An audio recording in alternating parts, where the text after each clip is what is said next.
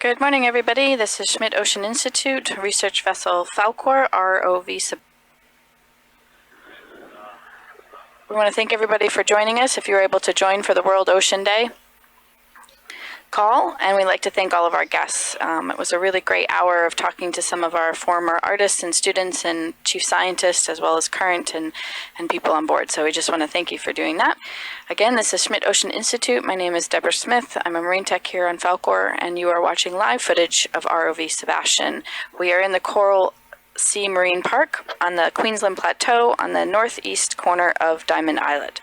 So we'll get you some maps and some overlays, and we're going to be joined here in just a moment by Dr. Robin Beeman, our current chief scientist. Again, I apologize for the broadcast. It's going to be... Hello, Debs. This is Robin Beeman calling in from Cairns, Australia. Can you hear me? Yeah, Rob, I have you. Thank you so much for joining us.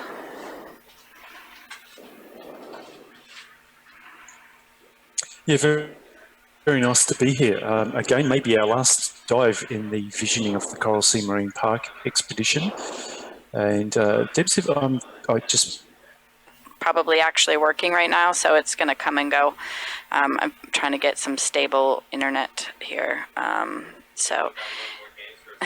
No, we've been trying to upload some data and video to the cloud. Anyway, so yeah, I did do an introduction again. Thanks everybody. Schmidt Ocean Institute. We have Dr. Robin Beeman on the call, and I'm going to go ahead and get some maps up for you to see where we're diving this morning. Yeah, thanks, Debs. Okay, well, I'll just give some context here. We're currently diving on the northeastern tip of Diamond Islets. Now, Diamond Islets is a really large atoll.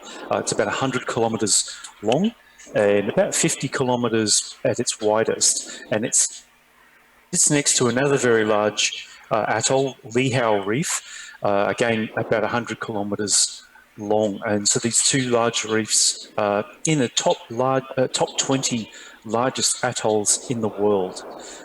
So really significant coral reef ecosystems. And while the shallower coral reefs themselves are quite well understood through shallow water exploration with scuba diving, it's really down in these depths on the flanks that we had no real understanding of what was there at all. And now we've had this expedition running for over a month now, and have mapped all across the Queensland Plateau on which these coral reefs sit. And it's been a remarkable voyage, frankly, just personally for myself, because we're doing all of this work remotely.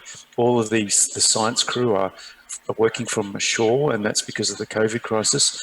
And then just what has been revealed here, it's a complete step change to everything we knew before about the deep Coral Sea Marine Park. This is this very large marine park that just sits on the northeastern side of Australia. So Debs has got an inset on the bottom right-hand side, this Google Earth perspective. Now I'm in Cairns. It's a town. It lies just adjacent to the Great Barrier Reef, and the Great Barrier Reef stretches all the way along the Queensland coast. Guys, could I just, if you could pan down, I just saw a feather star swimming through the water column. Oh, we may have just missed it. We're going to try and talk to some of about the animals as we are cruising around this rock face, but I'll just talking about the geography here. I'm in Cairns, and that's actually about 564 kilometres due west of where the Falkor is, and so the Falkor has been working its way around these 30 large coral reefs. There's this looks like a spider crab right in front of us, right on the wall. And the main thing was we really didn't understand what was. Oh, sorry, it's a feather star. Yeah, feather star attached to the wall here with a shrimp next to it. It was swimming. I saw it swimming earlier. They have this beautiful swimming motion when they're disturbed. We haven't seen it happen too often. I just got a glimpse of it. They wave their arms in the water column as sort of a rhythmic, almost like a wave-like effect. But they can actually swim a fair distance. I think they do this, if they're disturbed or if they need to move to other feeding grounds. But most of the time we see these feather stars just attached to the rock or on other corals and the like. But just going back to the actual expedition itself, the ship sailed from Cairns in late April, and we first went up to Osprey Reef at the very northwestern corner of the Queensland Plateau. Now, the Queensland Plateau itself is the world's largest carbonate plateau. It's equivalent size to the Bahama Banks up in the Northern Hemisphere. Oh, have we got a Nautilus coming up? Got to stop for Nautilus. Thanks, guys. We've seen these a couple of times today. Jimbo needs a T-shirt called "I Break for Nautilus." Yeah, so I agree with that. I break for rainbows. I break for Nautilus. This has been a real highlight for the whole expedition. Actually, if I could put one animal on it, it'd be this. And this is a chambered Nautilus. You can see its pinhole eyes. It's a operculum, which is big leathery shell. It kind of sits over the top. It's like a hood. It sits over the top of the eye, and the tentacles. And the tentacles themselves they can have like 90 tentacles. It has this really amazing bobbing swimming effect, and this is really just the water as it's siphons squeezed in and out of its siphon. Just sitting, you can just see it underneath the in the center lower part of the body. But we have seen them doing also other different things. One time we saw one of them sitting directly sitting on the sand, not moving at all. That was a first. Another one we saw sleeping. I think it was early morning. They are nocturnal. So in that they migrate to the shallower waters at nighttime, presumably to feed, and then they come back down into these deeper depths during the daytime. And this one really did look like it was sleeping. Its hood was completely closed over its eyes. All of its tentacles were pulled in. It didn't even notice that the ROV was sitting right next to it watching it. So it had obviously been feeding through the night, and it was now it was asleep. So it was. We've seen them with all different kind of behaviours. Some other strange things we've seen is clusters of dead shells down on the seafloor. Oh, I wonder if you could zoom in. It looked like a stalk crinoid directly in front of us here. Yeah, so we've seen clusters of shells. We can't really explain that. We think it's more likely to do with oceanographic currents bringing, that kind of larger debris together rather than some big mass death event. But in just about every dive we've done now, we've seen Nautilus. So far more than I ever expected. And so that's been a real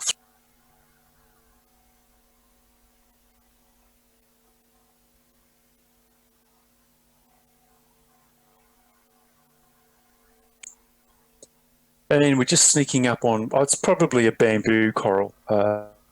At these depths, we're definitely within the cold water coral zone. And if we get closer, you can actually see the different, we should be able to see the different segments of that bamboo coral. Oh no, here we go. It looks like we do have a stalk crinoid. This is a sea lily. Yeah. So I was looking at the background in the background there was a bamboo coral, but here looks like we've got a sea lily. So these are an echinodome. The one before, the feather star we saw before is relative to this, of course. This one is attached to the wall, and I really enjoy seeing these. These are relict animal, and you can see them in fossils going back hundreds of millions of years. Yeah, okay, so in the background we have this fairly large bamboo coral. It's got this coiled end. Okay, so I'm talking about the animals, but also about the expedition as a whole. We went up to Osprey Reef, and here we are. We're at the very northeastern tip of Diamond Islets. We chose the site because the weather is quite poor at the moment. It's very, very windy, and we're using, Falkor is using the Diamond Islets as a big shelter because the wind is sweeping out from the southeast. It was even debatable whether we're actually even going to be able to do a dive today, but I'm really pleased that we are. And so this dive, we're not going to do any long vertical transects. We're just going to kind of mosey around these large blocks. Now, these are blocks, are limestone, and they've fractured or broken off from the shallow water coral reef higher up the slope. And this has been a real feature for the entire expedition, that we've been seeing a lot of these undersea landslide debris blocks. We're just on 2 of them, or one large one here at the moment. And that's been very, very interesting. Now, we never knew this existed before the Falkor came here because we just didn't have the detailed 3D maps to resolve these kind of features. But now we do, and nearly on every single one of the reefs, these 30 reefs that we've visited, we've seen really large blocks. Well, some of them been huge. I think probably the biggest one that stood out to me was between Shark and Vima Reef, which is right at the very northwestern end of Queensland Plateau.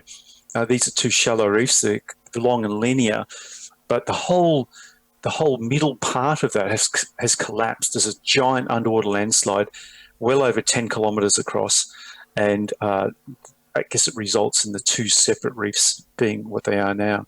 Here we go. It's a close-up of this sea lily.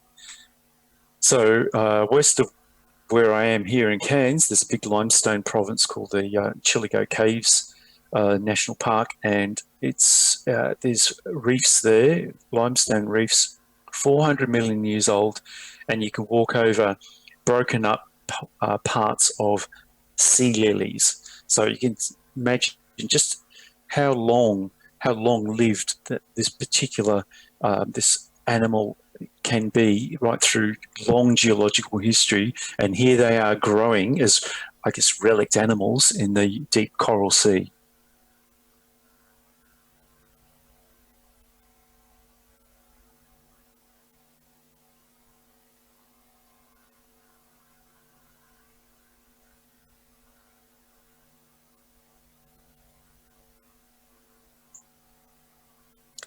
So what struck me when I first saw this division, oh, here we go, looks like we got some plankton going in front of the lens. What's really struck me was that it looked very cave-like, and that's probably exactly what it is.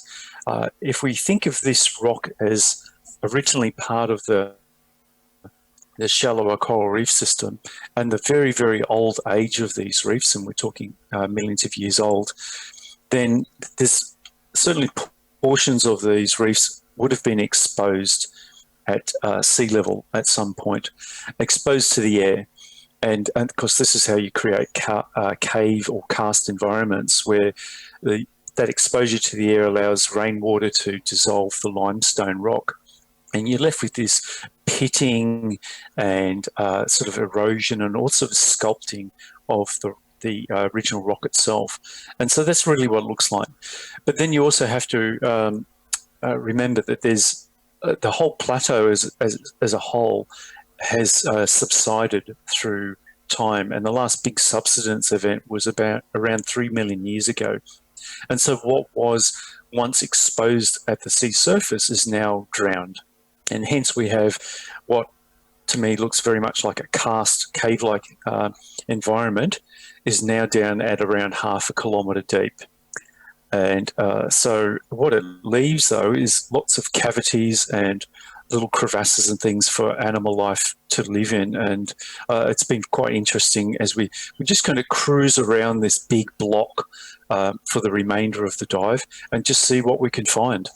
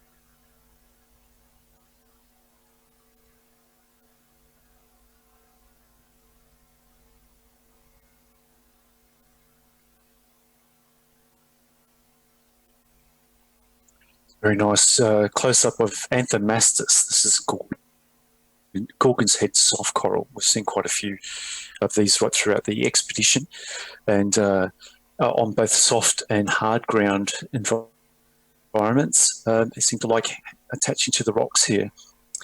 But I'm pleased to see our fish army is joining in with our through YouTube chats and on Facebook.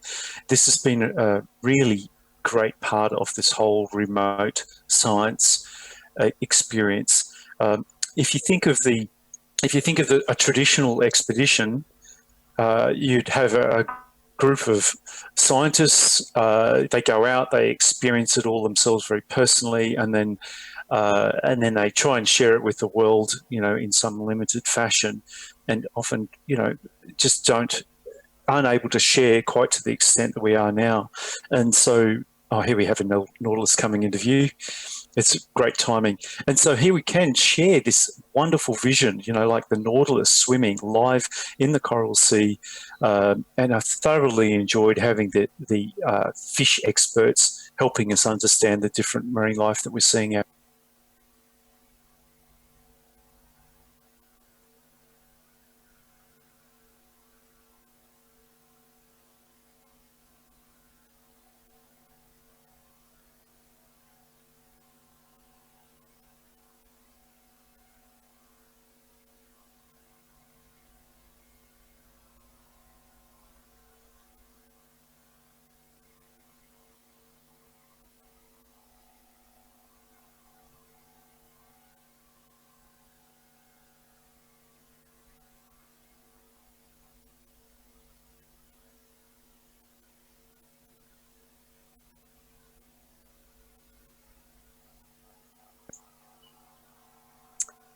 Yes, I think we've seen the Nautilus. That's probably about the fourth time today. Of course, not easy to track them. They seem to be fairly active at the moment. But yeah, like I say, I just appreciate all the expert ideas, and I see that we've got Joe. Thank you very much. Saying black coral looks like a crinoid. Okay, so I stand corrected, and of course, none of us are experts here. Myself, I'm a marine geologist, so my main focus is really around mapping of the seafloor, and I've had to try and pick up some of the biology along the way. So I'm very happy to be corrected. And which brings me to, I guess, the fish army. Some of our other principal investigators is Kai T from from Sydney University, and his sharp eyes brought in that we were identifying probably new species of fish, and he's of course brought along his colleagues from around the world, and that's been really interesting, seeing the discussion around all the different fish species. But just to let you know, today we have a real problem with the high winds at the moment, and it was very touch and go as to whether we're even going to do a dive. So this is probably going to be the last dive of the expedition. It isn't going to be a long vertical transect up into the mesophotic zone, and it's just better and safer that we just explore around this very large block, this big limestone block, which is would have broken off from the side of the shallower reef perhaps millions of years ago. But it's quite interesting in itself. There's a lot of pitting and caves and things like that. So there's plenty of fish. There's certainly fish to see and identify, and of course lots of sessile marine life as well as the Nautilus. So let's keep our eyes peeled for interesting marine life.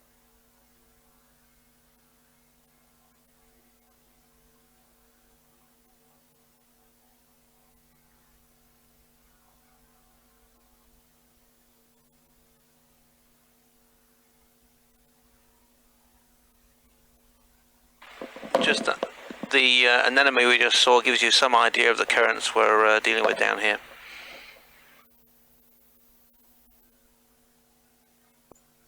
Yeah, thanks, Paul. We haven't seen strong currents at these depths very often, only in a few dives, if I recall. So it probably says something about the, I guess, the weather up top and what you're dealing with. So it's a little hard to predict exactly how long this dive will go for, but we'll do it as long as it's safe. We're going to try and get Daniela Ceccarelli to join us shortly. Daniela is a principal investigator. She joined us recently, a very experienced coral ecologist, and has actually done a lot of the shallow water surveys herself for Parks Australia, which is who are the managers of this very large coral sea marine park. And so it's been great to have Daniela come in with her extensive shallow water knowledge to, I guess, get perspective on what we're seeing in the depths. So, Paul, when you see Daniela jump on, can you let her in, please?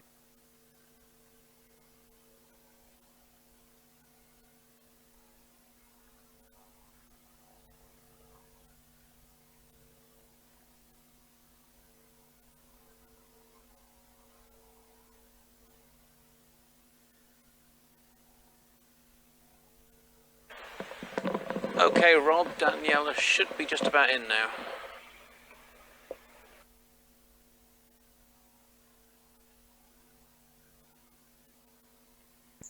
Hello, Daniela. Hi, Rob. How's it going? This is a nice way to enter into this live feed. Straight away, there's a Nautilus. Yeah, I agree. We've been running for a couple of hours now. We did World Oceans Day live stream starting at 10 o'clock, and we've had Nautilus popping in and out all the time. So it's been a real thrill, a great way to finish, in fact, the expedition if this is our last dive. They're almost become a little bit symbolic, haven't they? Because they've been there in quite some numbers in almost every dive now.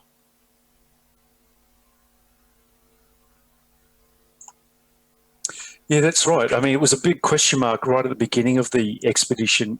Would we see Nautilus anywhere else?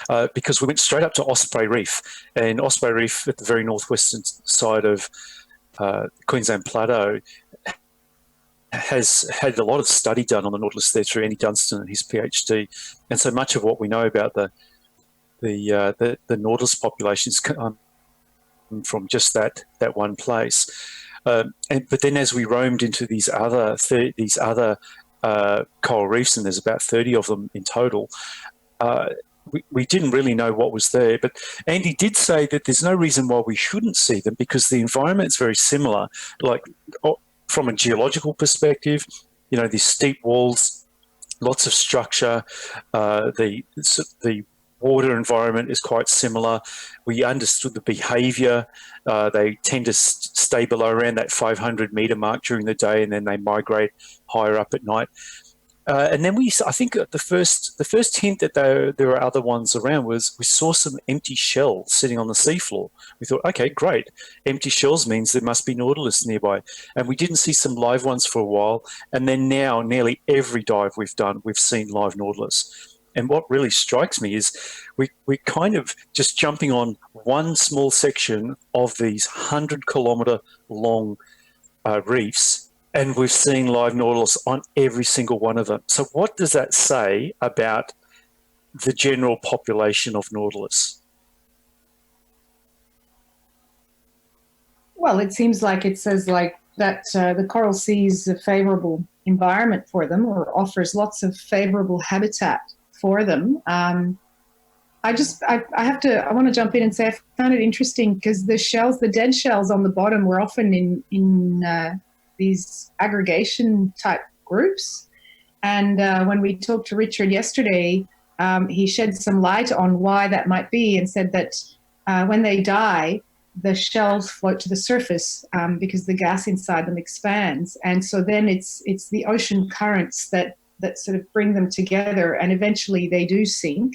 And so by the time they're ready to sink, they've often been aggregated by ocean currents. So the dead Nautilus shell aggregations can give also some hint on what's going on in the currents above, and that those currents may also be facilitating other types of ecological processes like spawning aggregations for other species and other things like that.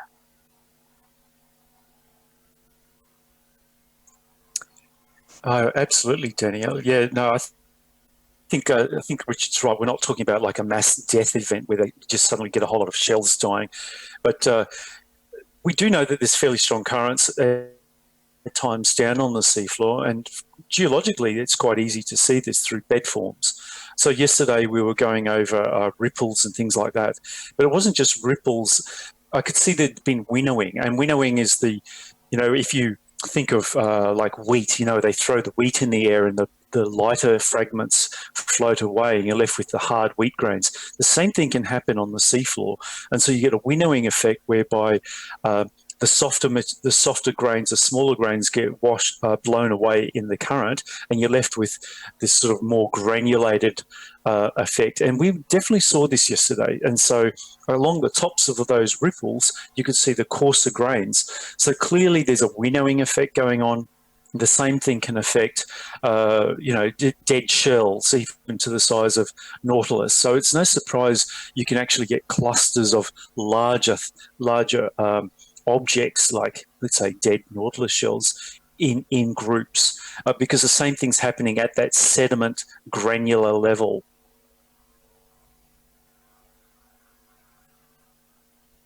Yeah, it's really interesting, and I love how this project links those geological signals to then the biology and ecology of what that might mean. So it's almost like we're a team of detectives that are looking at slightly different aspects of the sea floor that we're exploring, whether it's the rocks and the shape of the rocks and sediments or the life forms that we're finding.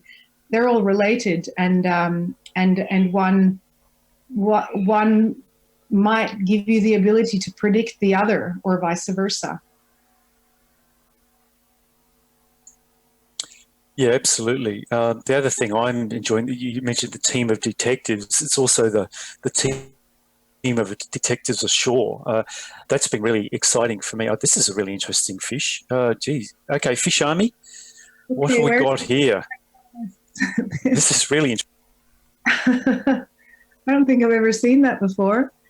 It looks like it could be related. It's actually a bit fuzzy here on the Zoom, so I'm going to get my phone out and see if I can get the YouTube feed as well. I can't quite see the whole structure of this fish. And also, well, it's upside down for a start. Here we go. Yeah. It's got itself right way up. It's not real big, but really quite very beautiful pattern.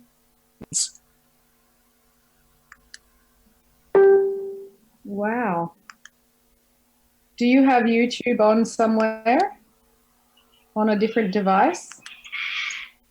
No, I don't. But hey, we're getting the Fish Army zeroing in here. Yeah, I've not seen this on any of the dives.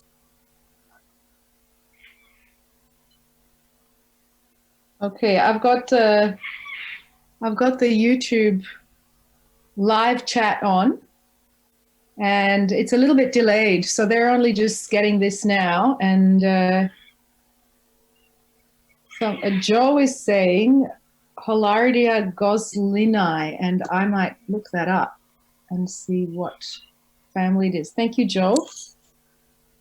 Yeah, thank you. Yeah, I'm seeing Hawaiian spikefish. Interesting.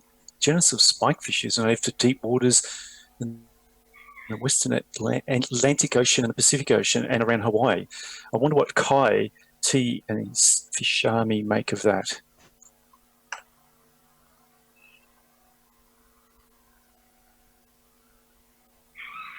It might be another range extension. We've seen a few of those species that were not previously known to occur here. The name suggests that it's, here it is, yes, but that it's well known from perhaps the Eastern Pacific, but not so much from this side of the Pacific, which is actually really exciting because I've just actually just looked back through some work I did with Reef Life Survey, who've done extensive shallow reef surveys throughout the whole Pacific, well, throughout all the world. But their analysis of the assemblages of shallow water fish and invertebrates on the reefs across the Pacific and around Australia, around the Great Barrier Reef and the Indian Ocean, the Coral Sea groups more closely with Tonga and places like Tonga and Samoa were the two places in the Pacific that were more closely related to the Coral Sea fish assemblage than the Great Barrier Reef, which is right next door. So something like this, seeing something here in the Coral Sea that looks like on the distribution maps to previously be known only from the Eastern Pacific is it's sort of it fits that pattern. Yeah, thanks, Danny. That is unusual. I would have thought you'd be, I mean, most of the sort of current thinking is that the Great Barrier Reef, for instance, is more associated with the Coral Triangle, you know, the greatest diversity of coral. That's Southeast Asia, Indonesia, so Western Papua, Papua New Guinea, you know, the highest biodiversity of coral, and the relationship to the Great Barrier Reef being so proximal to that, it has all the similarities with that Coral Triangle. And then by extension, the Coral Sea is just next door to the Great Barrier Reef. And so it does seem odd that you've got, I guess, that's the stronger connection with the, I guess, Central Pacific as opposed to the Western Pacific.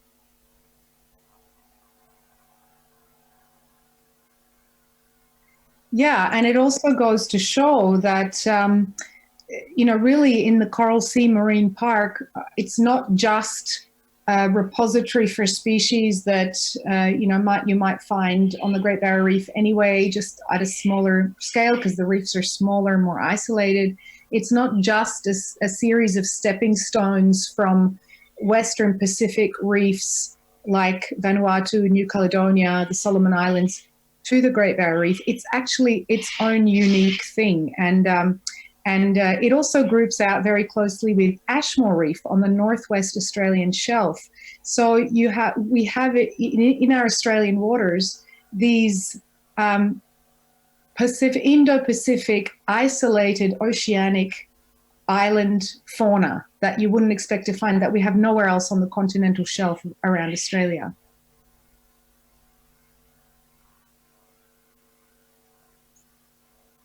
Yeah, and then when I think of, I guess the prevailing currents are all from east to west, and so it may be just that much harder for larvae or species to transport east away from the Great Barrier Reef into this Coral Sea area. So maybe that does make sense that you've got connections with those island environments, you know, the Tongas and Samoas east of the Coral Sea. That's where the links are, because the prevailing oceanography is all heading westward.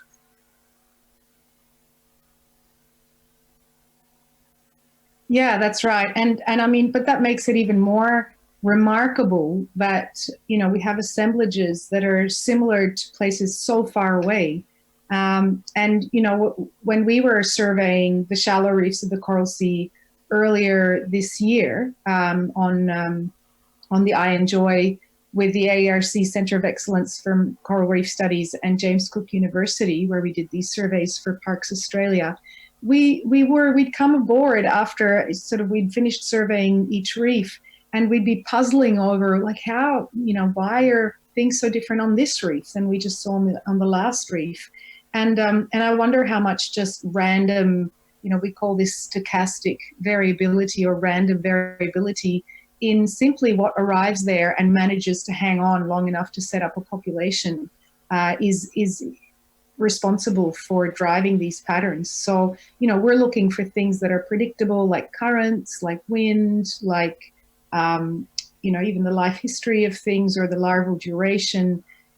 And it could actually be much more random than we think.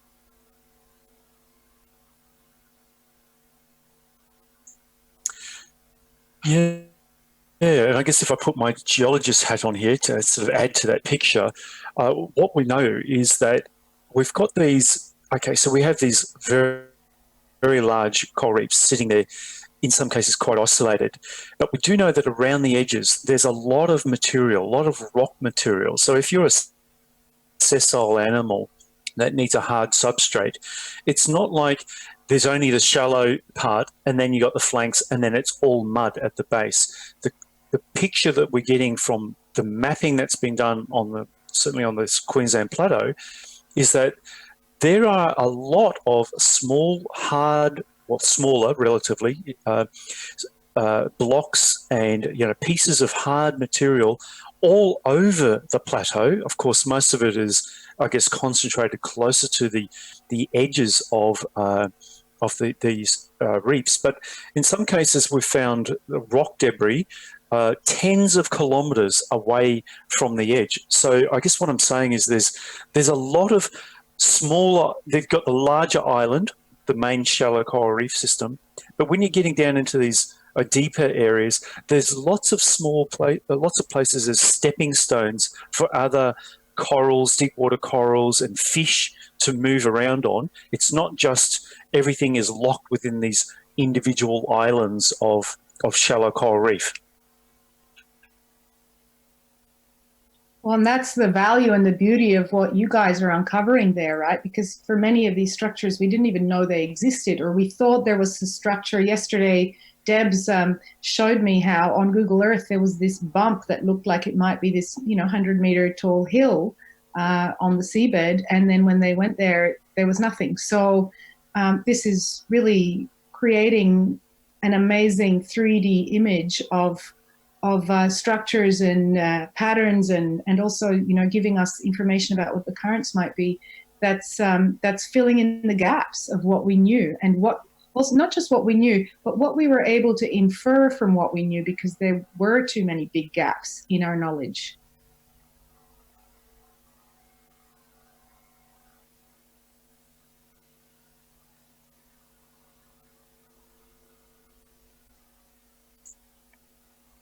Yeah, you make an important point before, Danny, about just that chat with Debs.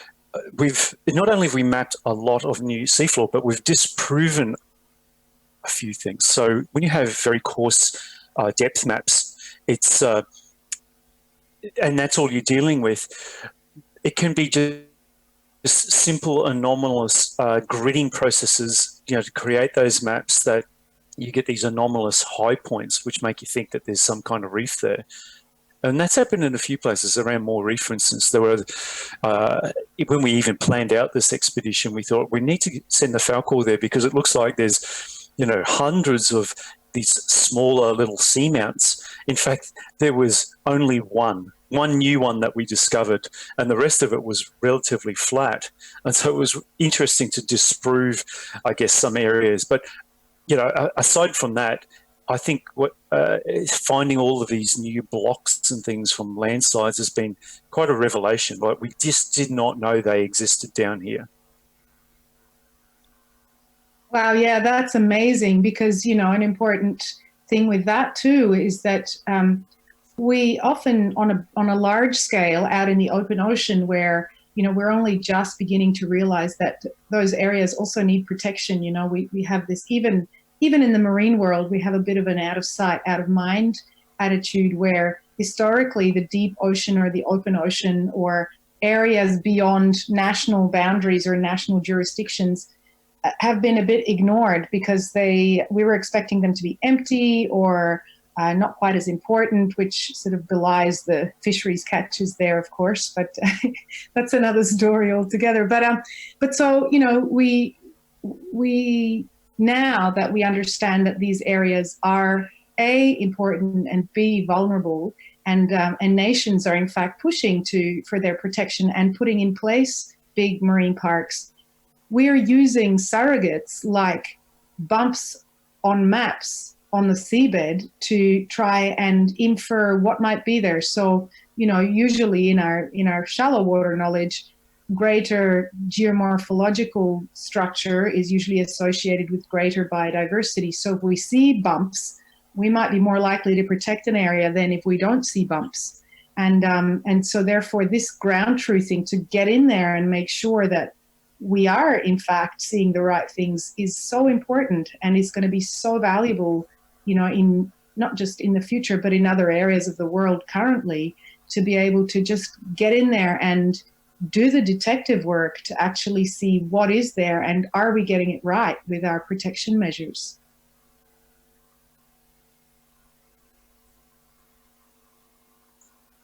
Yeah, that's right. I mean, talking about surrogacy here, and of course, there's been a long debate about the value or how far you can take this surrogacy.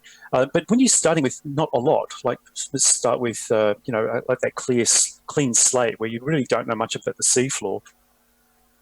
If you can actually map it and get a three-dimensional sense of what's down there, you can start making some fairly large. You can understand sort of broad trends. So, for instance, submarine canyons. It's well established. Submarine canyons are hotspots of diversity, just both for the oceanography, the interaction with oceanography, both up and down the canyon, the sediment that moves through it. So there's a whole lot of dynamic processes happening in the axes of the canyons, and then of course the marine life that live both in the axis, you know, which might be highly disturbed, or the edges or the slopes of the canyons, which expose different strata that marine life can attach to.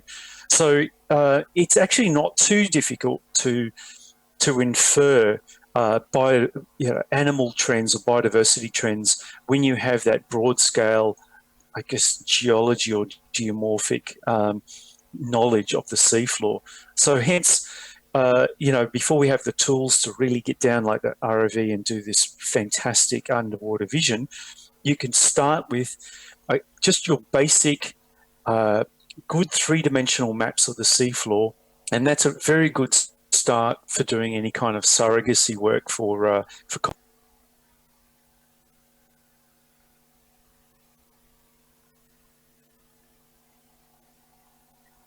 Yeah, and that's really, you know, it's a really amazing tool, because that's often all we've got, right? We don't have information about what life is down there, and so using these maps has been incredibly valuable. And I think to make our protection efforts even more effective, you know, I'm sort of thinking of, you know, how much flexibility can we have in those systems so that as we do find out more, we can adapt. Yeah, so just as an example, the next Falkor expedition will be in late July, and in fact, the whole expedition is working around a big test of using canyons for surrogacy, for seabed marine life surrogacy, and so the aim is to go and study a whole series of canyons along the Great Barrier Reef. This is on the steeper continental slope, and modelers have said, okay, this canyon is dominated by epifauna or infaunal marine life, and this canyon is more associated with a different kind of marine life. And so that's done at a modelling level, and it's been done for all of Australia. And so what we can do now is take those 3D maps and the models, which lean towards canyons with particular kinds of marine life, and put the camera down and actually see if that's the case. Now, if it's the case, that's fine. You actually can remodel. You can actually change the way you do this kind of surrogacy exercise. So it's a whole ground truthing expedition, and we're going to be doing this testing along the Great Barrier Reef margin from about July onwards.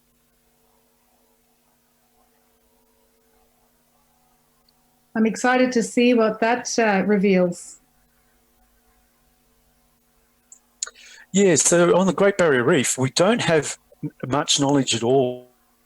Again, in the deeper part, the shallow waters are very well studied. There's even been quite a lot of underwater robotics work done down to around about 100 metres depth, so the mesophotic zone. But again, in these deeper waters, below 100 metres, we don't know much about what's in the deep Great Barrier Reef. Now, for me, this has been a long-term goal. It's been my quest, I think, over all my life, is to find what is in the deep Great Barrier Reef. Now, we've actually done a lot of mapping there, so we have very good 3D maps of what's down there. And I mentioned all those canyons. In fact, we've mapped over about 100 of these canyons along the edge of the Great Barrier Reef, but we just don't know what's living down there. So the next ROV expedition will be putting cameras down into those deep depths to find out what's there. And it's all part of the Great Barrier Reef Marine Park, but of course most of the focus is on the shallow corals. My goal really is to try and take that understanding deeper and find out what's living there. But we can do more than just find out what's living there. We can actually use it for doing more clever analysis, like this surrogacy that you talk about.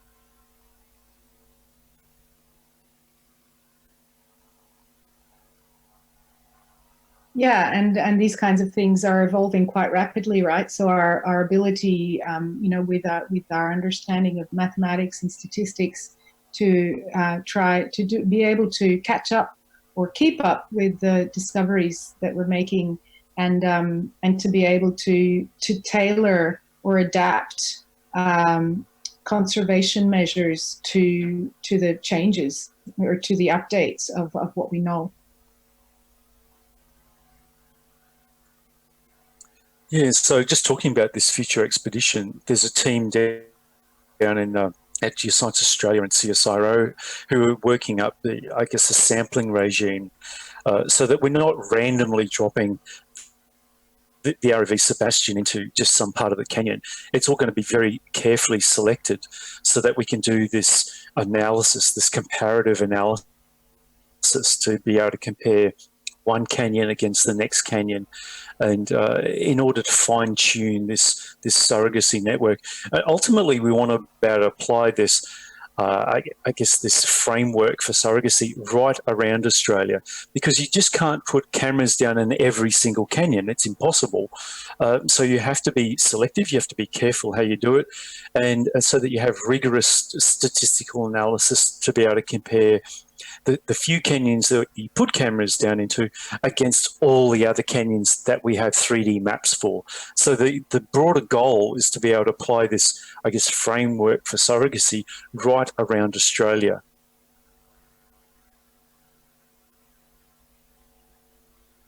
And how's that going to interact with the current Australian marine parks? Because there is in fact a whole network of marine protected areas spanning all the way around Australia in Commonwealth waters, so way out beyond the 3 nautical mile or even 12 nautical mile mark.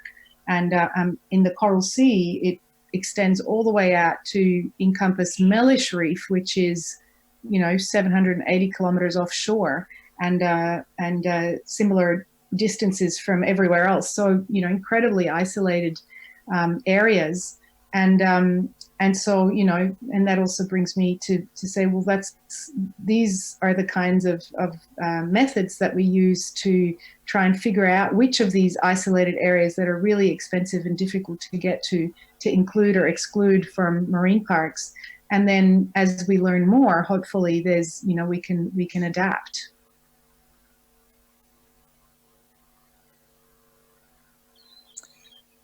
Yeah, absolutely, Danny. But you're almost getting into, marine protected area analysis, and what constitutes an area viable for more protection than the other. So one of the things you start talking about is it representative, and then that goes to the heart of what do you know about down there. But one technique, if you're going to use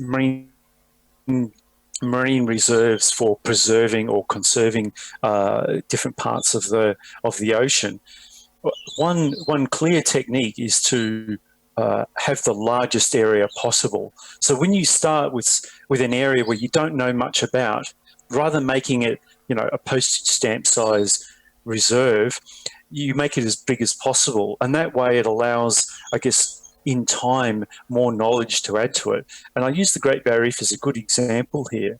So it was last rezoned in around 2004, and so about 30% of that marine park, they wanted to achieve 30% of the marine park as no-take areas.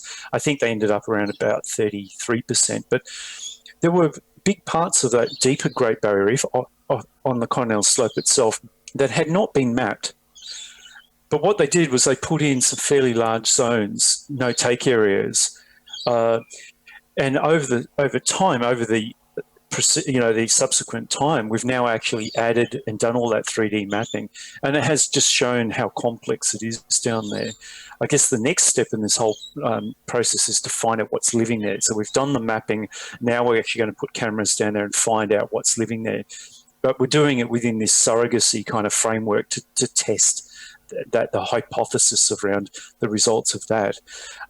So I guess coming back to the marine reserve story, the Great Barrier Reef was quite an example of how you can put in a multi-use zone with fairly large areas that we didn't fully understand or fully, have all the, we'll probably never have all the scientific data to fully inform us. And so we have to use, I guess, the next best thing. And one of those tools is to have fairly large no-take areas that are protected from as much human influence as possible. And that way, in the future, as you start adding information to it, it can help inform or fine-tune some of those boundaries.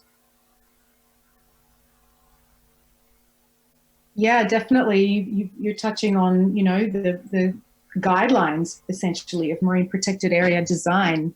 And in the guidelines of the rezoning of the Great Barrier Reef back in 2004, that's exactly one of the recommendations, is make areas as large as possible, because we have imperfect data, and so that gives us enough buffer to hopefully include enough of the life and the structures that represent this area of the Great Barrier Reef, or in other cases areas of different countries, etc., so that were we to be wrong and there's not that much of what we think, we've still protected enough of what we reckon might be there, and what might be important, valuable, threatened, etc., or just representing the whole. And in fact, these guidelines, I've just been involved in writing a set of them for the open ocean, for deep ocean areas, a bit like what we're exploring right now, for various Pacific Island countries who are currently involved in a big marine spatial planning program.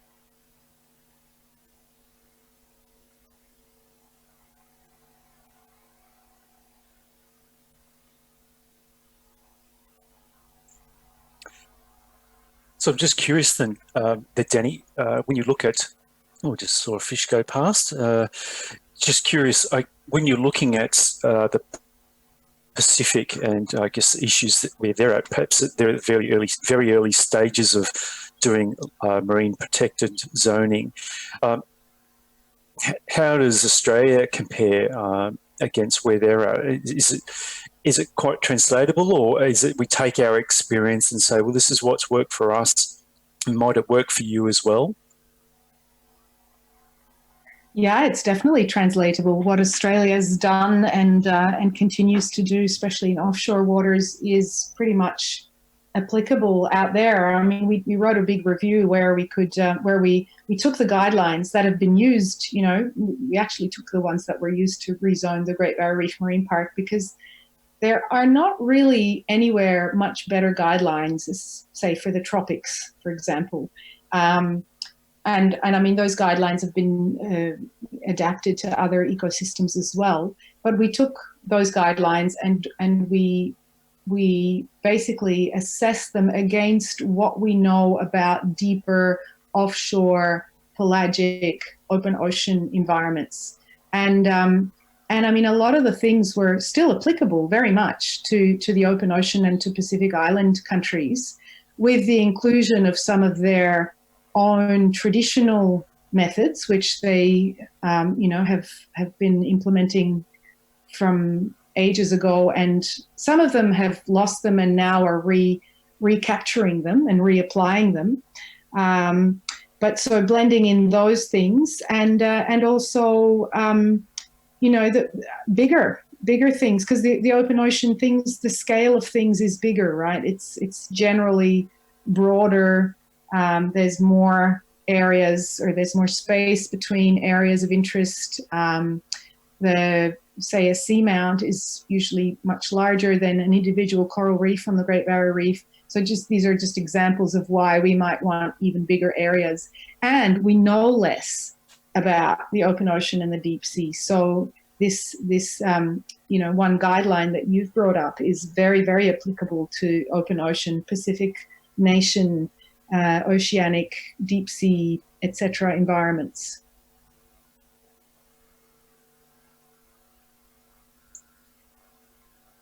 Yeah, thanks, Danny. I'll just talk to the ROV pilots at the moment. Thanks very much, guys. Really enjoying just going around this very large block. This block was would have originally been a piece of the shallower coral reef. It's very much like a karst environment, so a cave-like environment. Lots of pitting and sculpting going on. I'm wondering, by the time you get to that the tip, are you able to do a run across to the next adjacent block? That would be quite good to see. We're not going to be doing any long vertical transects like we've done on previous dives, but if at all possible, we could just jump over to the next big block. It also is, expected to have all of this pitting and cavities and things, lots of caves to have marine life in. It's been quite enjoyable just slowly cruising around the edge. Just wonder if that's possible. Hi, Rob. Deb here. Yeah, so they're going to try, but we're not sure whether the ship can make the movement. The ship's really reduced in their movements because of the weather conditions outside, so it might be a bit far for them to move north. So we'll see when we get to that end of the rock and how they're making moves, and give it a go to jump across up to the rock to the north. Okay, I understand. Yeah. So for everyone watching ashore, the ship's dealing with fairly high winds today. It was very marginal whether we were going to go do an ROV dive or not. So we just go with, of course, what's safe. So at the moment, we're just working our way around this fairly large block. I've got a similar map here at home. It's in distance. It's around about 200 meters long. In width, it's about 100 meters wide, and the top of it is in around about 40-50 meters in height. So it's been it's quite enjoyable going around. And here's a picture from the top side. You can see how lumpy it is. Now this is actually behind the reef. All right. So if the ship was in front of the reef, it would be even worse. So we actually chose this spot a few days ago as a potential fallback position if the wind was quite strong. So I think we're very fortunate to be able to dive today, but it is very likely this is our last dive for the expedition. Oh my goodness, I remember that spot. We actually went there too and dived around the shallow reef, and it's bringing back memories of some very horrendous weather we also experienced, rolling around like this on the back reef where it's supposed to be super sheltered. Yeah, so that's actually an interesting point. It might give you a bit of protection from the wind, but you get this wraparound effect. The waves refract around the back, and you can end up with lots of waves crossing each other, and so it can be very rolly, And I've been out in the Coral Sea on small boats and had a quite unpleasant experience too. Probably the most seasick I've ever been, but. I always say now I don't do small boats. I only do big ships, and think I'd be all right in the Falkor, but I wouldn't want to be in anything smaller than. I was going to say the same. you know, you mentioned seasickness, and you sort of say that, and people are like, but you're a marine biologist. You surely don't get seasick. And you're like, oh, yeah. I know lots of marine biologists who deal with seasickness as a work hazard.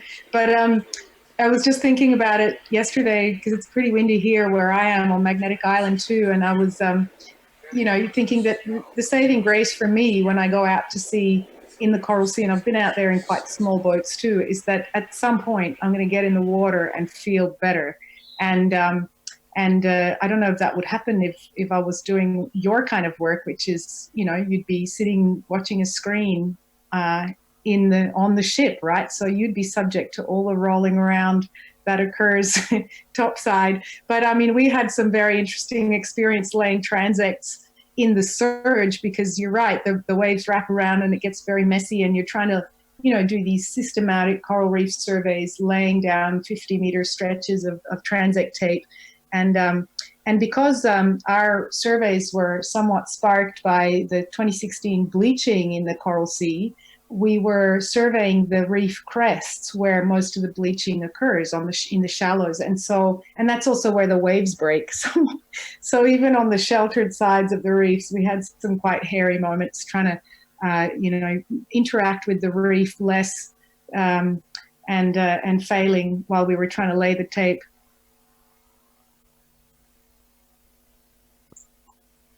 Yeah, you make a good point there. I mean, in the Coral Sea, one of the things that surprised me when I first went out there was the very shallowest parts of the reef were not this beautiful diversity of coral that I had seen in the Great Barrier Reef. In fact, it was very, very wave scoured.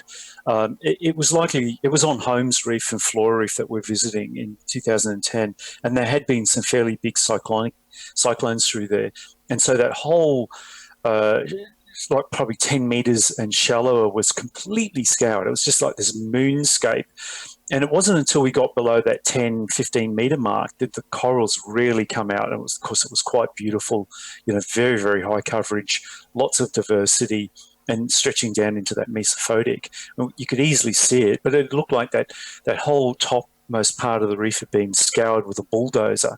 So it was a little disappointing there, but I guess this is what these coral reefs experience, very high energy, much higher energy than the Great Barrier Reef, for instance. And so I just had to get my mindset into a sort of a different way of thinking about the Coral Sea reefs. But I also agree that it was much nicer being down in the water than up on a little boat flogging around in the surf. Yeah, we had the same experience, when we were very excited to survey the exposed sides of the reef when we had good weather. And we were expecting similar habitats to what you would see on the Great Barrier Reef on the exposed side, which is often steep walls covered in corals, teeming with fish. And instead we came across these moonscapes you described, this rolling hills of limestone pavement, with the odd tiny robust little coral colony hanging on, and fields often of little grey sponges, and not many fish at all. And every now and then you'd have a crack in the reef, and that's where all the life would be, sheltering from the elements. And in fact, that's exactly what happens there. It just gets battered constantly. Even when it's fairly calm, there's quite a strong surge from the swell that comes across the Pacific. So, and this is probably part of the reason why the assemblage, say, in the fish or the macroinvertebrates, why the species you find there are much more similar to what you would find way out in the Pacific than what you would find on the Great Barrier Reef, which is much more networked. There's many more similar or different types of habitats in a similar area. And it's much more protected. It's almost protects itself to a large degree. And also there is a little bit of shelter in various parts of the outer Great Barrier Reef that comes from these coral sea reefs, especially the larger systems like Lihu or Lihau, that break up the waves a little bit as they march across from the Pacific.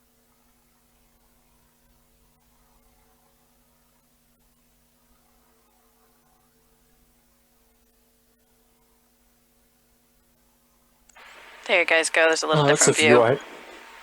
view. Yeah, I was going to say, I like this view. I haven't seen this one before.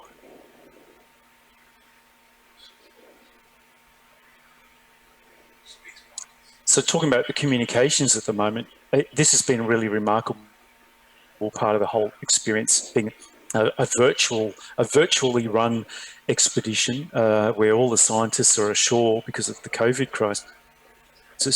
We could not have done it without the VSAT satellite communications. So you can see these two large golf balls sitting on top of the ship. It's that satellite technology which has allowed us to I guess, to be a big part of this expedition from ashore, but importantly to be able to bring in everybody else in from these live video feeds. So, if I could say one thing about the experience of this expedition is the importance of having that communication technology to really reach out to the world. Otherwise, you're just left with this traditional experience of a ship going out with a small handful of marine scientists, and they're the only ones that can experience it. Now, what have we got here? This is interesting. Any idea? The guys in the control room are saying a dogfish. Yeah, it looks like a dogfish hiding in the hole with its fins up. Okay, interested to see what the fish armies say about that.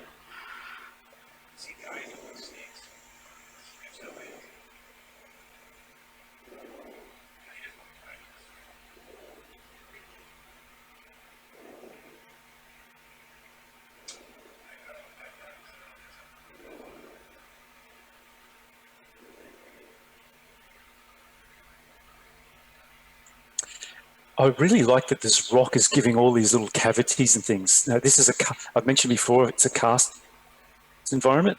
It would have probably been subaerial at some point, and it's left all these little cavities and sculpted caves and things in it. And it looks like these caves are providing lots of little habitats and holes for animals to shelter in. So someone on the live chat on YouTube has said dogfish. And Joe says it might be Cephalocilium signorum, which he's saying again, so that must have been something you've seen before.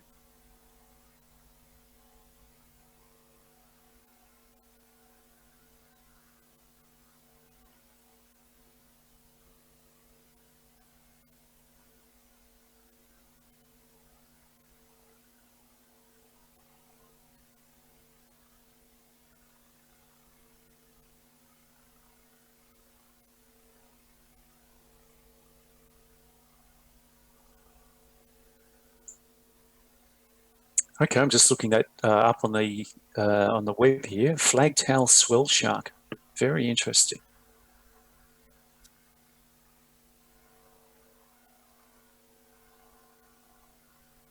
There's also a question on the YouTube chat. Could this be a model for more expeditions in the post-COVID world, from Mike? What do you think? Yeah, I would like to think so. I've been on lots of expeditions. You spend a lot of time organising your team, and then you go out and you do your science, and there might be a little bit of outreach. But, generally write your papers, and very few, it's a sort of a limited group get to look at it. But what I thoroughly enjoyed is just the fact that there's so many eyes can be looking in near real time to what the data that's being collected. And we absolutely must do this in the future.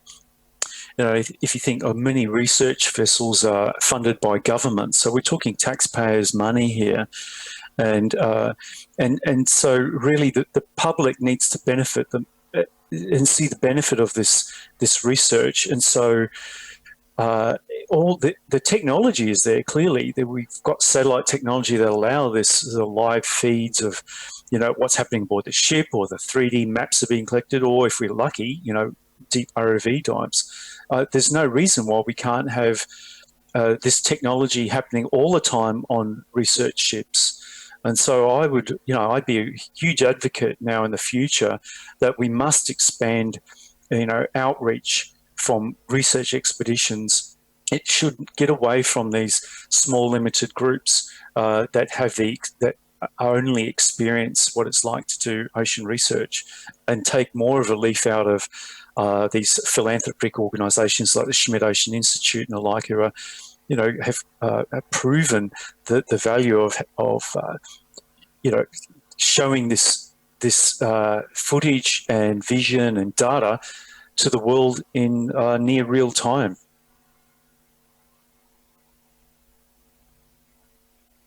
I really agree with this. I couldn't agree more, because one of the things that I often despair a bit is that we go out and collect all this information, we discuss it, we analyze it, we interpret it, and we come up with ideas and solutions for the world, and then we publish it in a scientific journal. Nobody ever reads it. If we're lucky, other scientists looking for a reference might read the abstract. But this is much more important. It's a much more important way to reach out and to spread information, and it's really exciting to be able to invite everyone to do it in real time, because they're with us as we're going, oh, what's that? Oh, quick, look it up. Oh, who else might have an idea? Because we do this, right? We're researchers, we're scientists. We are involved in figuring out what we don't know. And as we learn things, we can use the things we do know to try and interpret the patterns that we're seeing, or what we're seeing that we don't understand. And so we're constantly seeking and asking questions, and hopefully staying curious. I'd like it'd be good to involve more people in this whole process, and to make it a really rich, interactive space.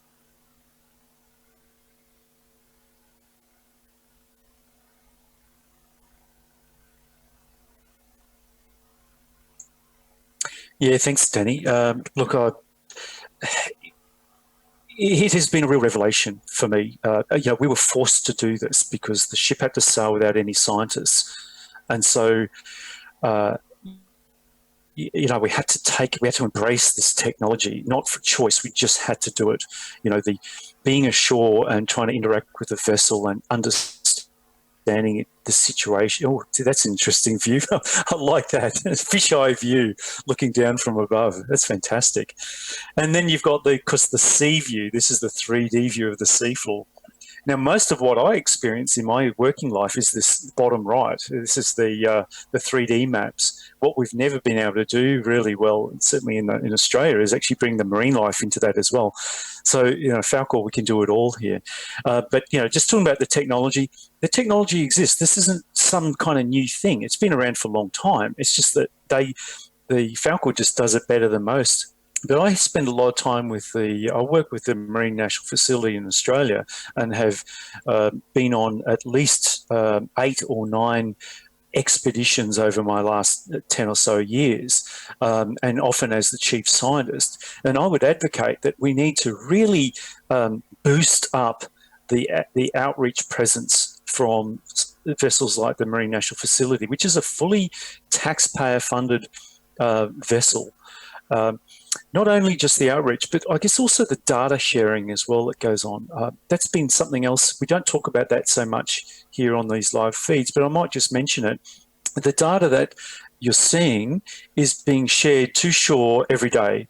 And so, for instance, all this map data is uploaded once a day, and a team back in Canberra at Geoscience Australia, they download the actual data, not just pretty pictures, but the real data. And then that is being stored on spatial infrastructure that we have here in Australia. And what we're aiming for is that this data will be then put online and made publicly available in a fairly short period of time. So I'm talking perhaps only weeks. And so the turnaround time between collection, visualization for outreach, and then data, the real data to the public, is being compressed, being brought much, much closer to what it usually has been done. And so in a lot of ways, we're very lucky to partner with the Schmidt Ocean Institute, that are giving us, showing us really the tools that you can do all this. And so it's that outreach, the data sharing, and then, passing everything to the public has been, it's been really great to be part of this whole process.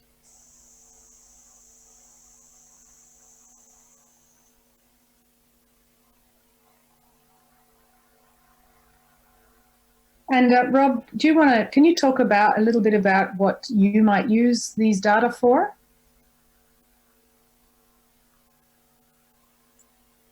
Okay, so just in the very short term, we're going to use the 3D maps and what we've learned with these long video transects to help us with the next Falkor expedition, which will be in July.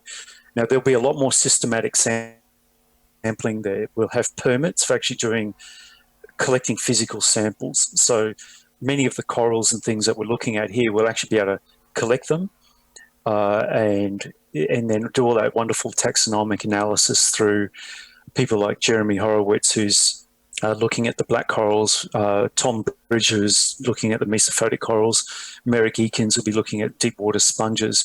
And, so you really do need physical samples. And so there'll be a lot more systematic sampling for that. The 3D maps are being used right now for this, for the planning for that expedition, where the statistics people are working out the best sampling places to go, right? We just can't put the ROV everywhere. So you've got to be very, very smart about where you put it. So we'll be asking the questions about, the different canyons and how that fits into this framework of surrogacy. We're also coming back out into the Coral Sea to some of those places we've already visited, like Osprey Reef and Bougainville Reef, and we'll be doing some sampling to ask questions around, is the windward side biodiversity different to the leeward side biodiversity? So we'll do some clever sampling there. Longer term, though, the 3D maps are going to be incorporated into these larger integrated 3D maps of the Australian underwater landscape or seascape. And this is something that I spend a lot of my time doing. It's doing this integration exercise where you bring in all of the different bathymetric survey data sets, some from the Navy, the shallow water LiDAR, other research expeditions, all the single beam data that's been collected over many, many years, and you integrate it all together. It's not an easy thing to do because of often a different vertical and horizontal datums, but the idea is to bring them all together, the same datums, and integrate them all together. And that way you get a full three-dimensional sense of the seafloor from the land, across the land-sea interface at the coast, across the shallow coastal environments, the near-shore zones, over the coral reefs themselves, through lagoons, the edge of the reef, the continental slope, the deep adjacent basins, and then on these big plateaus that appear out in the Coral Sea. So one of my main jobs is to actually integrate all of that data together. And so we'll take this very new Falkor 3D mapping data and revise those 3D models. From there, people can start using it for, like, the managers, the Parks Australia and the Marine Park Authority, Great Barrier Reef Marine Park Authority. They can use them for all sorts of things, helping with policy decisions. The oceanographers can start using them for oceanographic modelling. For instance, the E-Reefs project on the Great Barrier Reef models how flood plumes events move through the reef matrix. Now, you can't do that without an accurate 3D model of the seascape. Otherwise, the flood plumes that you model will be inaccurate. So the better we can make those 3D models of the seafloor, the more accurate the oceanographers' results can be. And likewise, from land, like flood plume events from the land out onto the reef, we can do it for the other way, the upwelling events that happen from the deep coral sea. Now, we know that cool water upwelling happens on the Great Barrier Reef. And so by getting more accurate 3D landscape maps you can do that kind of upwelling modelling more accurately. So there's lots of different uses for these integrated 3D depth.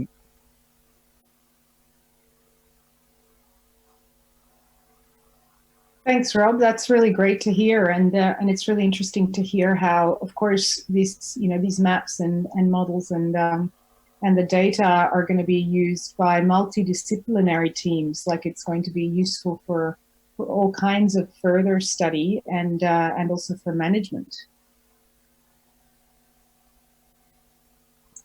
Yeah, and Ashley on YouTube makes a good point. Outreach for the general public. Now, this is really important. We talk a lot about managers and policy decisions and oceanographic modelling, and that's all fine, I guess, from a scientific perspective. But we have to remember that here in Australia, we are custodians for the Great Barrier Reef, for instance. It's the largest coral reef ecosystem on the planet, and we have to look after it.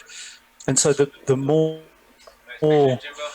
people understand what the seafloor looks like beyond the beach, for instance, I think that goes helping people understand, well, the Great Barrier Reef is a really, really big ecosystem, and it's more than just the coral reefs. It's all of those other parts, the canyons and the mangrove beds and the seagrass beds and the deeper banks. Like, if we can show that in a 3D sense, it helps people understand what a great big system it is and how, I guess, complex it is. It gives people a bit more ownership about what they have in their backyard. So for me, I really enjoy showing the world these integrated 3D maps, because suddenly it makes sense. You can see where you live on the planet Earth, and then you can see the ocean kind of stretching off into the distance. But it's not this sort of big blue amorphous mass that you might see on like Google Earth. There's actually lots of shape there. And so for me, I just love the whole, it's almost like an artist painting the seafloor. And when we get these new 3D maps from the multi-beam, it just is like you've put a new brush stroke on the canvas of Earth. And for me, that's hugely exciting, because I can see the detail that's now jumping out. But then I can share this with the public through imagery or, these kind of 3D models, which it's just like computer generated imagery. We're using similar, I guess, 3D tools that 3D gamers use. So, all the time I'm trying to look at new ways to share that three-dimensional shape of planet Earth. Hey, Rob, there's a question on Facebook actually related to this. They were asking if SuBastian's doing close-up high-resolution soundings for 3D reconstruction. So we're not actually doing soundings, we're collecting video, but can you talk a little bit about what you've done with that 3D video imagery?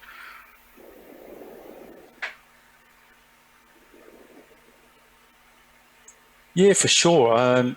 We've got some experience with this because we do some I guess unmanned aerial vehicle, UAV kind of work out in the Great Barrier Reef, in particular over Rain Island, which is the world's largest green turtle rookery. It's a very, very far northern part of Great Barrier Reef, and there's a lot of interest around, I guess, the dynamics of that sand cay and how it changes through seasonal, through summer and winter.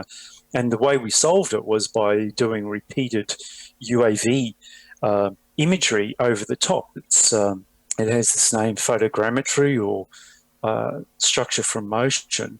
And so this is quite well established science tool on land. People do this all the time, looking at coastal zones, or, repeat mappings of mining sites, for instance, where people really want to understand how much volume of rock has been removed. So it's quite well established. So going back to Rain Island, we did this with the repeated surveys. You can actually get very, very high digital elevation models of the sand cay, and by comparing one month to the next, you can see how it's changing in time.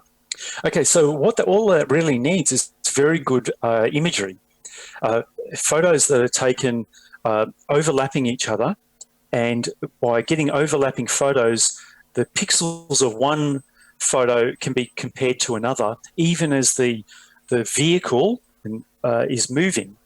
So I mentioned the UAVs on land, but we asked the question, could we do the same thing with the SuBastian? And the answer is yes. And so we actually wrote a blog about this. And if you go to the schmidtocean.org website and go to cruises and look under the visioning of the Coral Sea Marine Park, which is the page for this particular expedition, there's one of the tabs is called Cruise Log. And I wrote a blog about how we use the SuBastian images to do this. And if you scroll down, it's called From Underwater Video to 3D Modeling. And so how we did this was we took every 10th frame out of the video. So this is just standard 4K vision, but we took every 10th frame. And what that did was it gave us a whole series of images that lie adjacent to each other and are slightly overlapping. And then we used some software, in this case it was Agisoft PhotoScan, and we were able to generate 3D point clouds from the seafloor as the ROV was just flying past it. And we've put that on a website. So we're using, I use a few tools to share this. So one of them is Point Box, where you can actually see the point cloud itself. And this is RGB point cloud, so it's red, green, blue pixels for every individual point. So you not only get the three-dimensional shape of the seafloor, but you also get the color as from the lights of the ROV. And we also use Sketchfab, which is the 3D model of a rock face that we imaged. And this is all just done from underwater video. So for me, it's quite exciting. It's another outreach tool. But if we take it into the science realm, once it's georeference, you can actually do a whole lot of scaling work. So for instance, coral reef researchers are doing this same photogrammatic technique on coral reefs to understand better the finer scale habitat within the coral structure itself. So Danny, this is kind of getting into your world. How do you measure habitat? So people do this with tapes, underwater video transects. They do chain analysis where they look at how much the chain moves up and down across a transect. But I think we're getting a little bit more clever now. We can actually use the actual 3D point cloud from the coral itself to start looking at and quantifying structure from coral habitat. So I think it has a lot of, really interesting, futuristic techniques for helping scientists. But at the moment, it's really useful for my outreach. Yeah, you're totally right. We're actually using exactly this same kind of technology in the Coral Sea on the shallow reefs this year and last year with people taking overlapping photos and video from GoPros across at the transect scale. So swimming, this is Will Figueira's work from the University of Sydney, where they've rigged up this, it's kind of a, sort of a rigged up tool with 3 GoPros attached to a bar that they then swim over the reef slope, and they collect the oh, there's a Nautilus again. Nautilus, well spotted. Can we chase that one, please, guys? We stopped for Nautilus. Yeah, absolutely. Nautilus deserves a stop. But while we're chasing it, so they have this image cloud then, and they create a 3D model of exactly what the reef is like. There it is again. It's teasing us.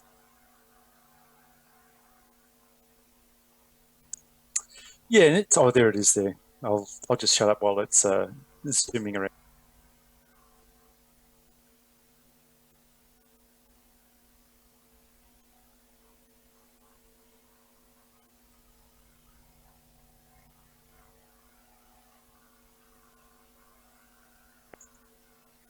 It almost looks like it's sleeping, Danny. We've seen this before with the operculum, the hood really closed down, and you don't see even the tentacles here.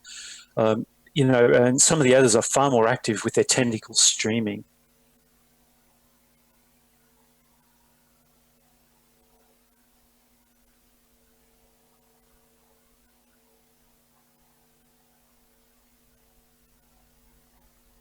And do they sort of maintain depth while they're sleeping? I mean, it looks like it's wobbling all over the place, so it must be adjusting somehow to the movement of water and currents and things like that. Yeah, we've seen a few different behaviours there, Danny. One of them we saw actually sitting right on the seafloor, and it wasn't moving. It was like it was just resting, and then when we got closer, it was disturbed and it went up into the water column. So, but before we got there, it was just sitting there. The bottom of its shell was just sitting on the sand, and another one really did look like it was sleeping. The hood was fully closed over its eye. For all intents and purposes, it just looked like, it had shut off for the day. You have to remember these are nocturnal animals. They migrate vertically up into the water column at night where they feed, and then they come back down to the depths during daytime. So we had Richard on yesterday, Richard Fitzpatrick, and he's experienced working with them in aquariums, and they do this reverse light dark thing so that they can be more awake during the daytime. But they are definitely nocturnal animals. That one was definitely bobbing around a fair bit. So we've seen lots of different behaviours with these Nautilus, but they are curious. They always seem to come into the ROV whenever we get close.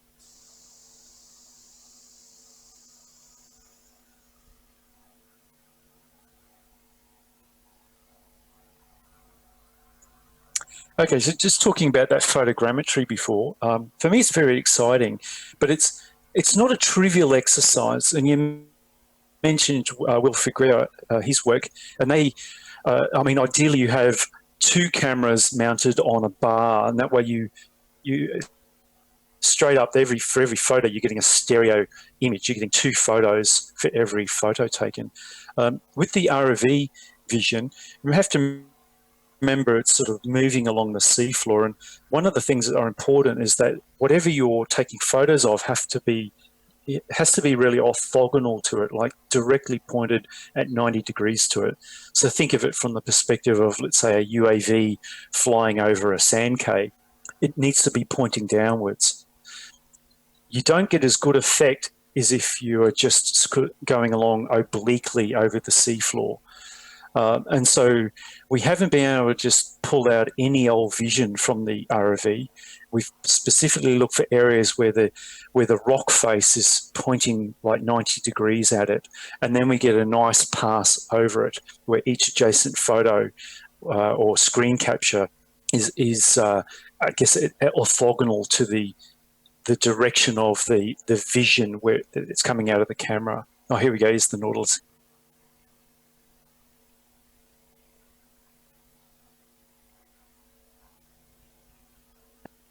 Is this the same one again?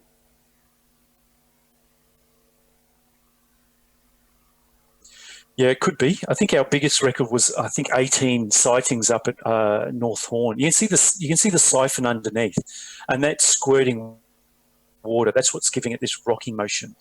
So to vertically migrate up into the shallows, we know it's got all these chambers, and it changes the density inside, right? So it becomes less dense. So I guess it's doing some kind of osmosis with the surrounding water. It can change that density, make it lighter, and then it vertically migrates, several hundred meters higher up into the water column. But down here now, they've changed the density, they've sunk, and this is the zone that they live in. We generally find them around this sort of 500 to 700 meter mark during the daytime. Now, Danny, I'm going to have to leave you. I've got to actually have a meeting with the operations, with the management group on board the ship, and that will be separate to here. We have to talk about the upcoming plan over the next few days, and we're also dealing with strong winds and poor weather. So I'll sign out here and say it's been a real pleasure to have spoken with you this morning and all the way through this expedition. If you can stay on, we'll try and get other people to join, but I really enjoy your insight. You're probably one of the most experienced people who actually go out onto the coral sea. So again, it's been a real pleasure to speak with you today, and I'll say goodbye now. Thanks so much, Rob. It's been such a privilege to be invited on board this team and to be able to experience this live. Is after having seen so much of the shallows, this is a real privilege and such a joy to be able to come on board and watch this exploration happening live. So thank you very much.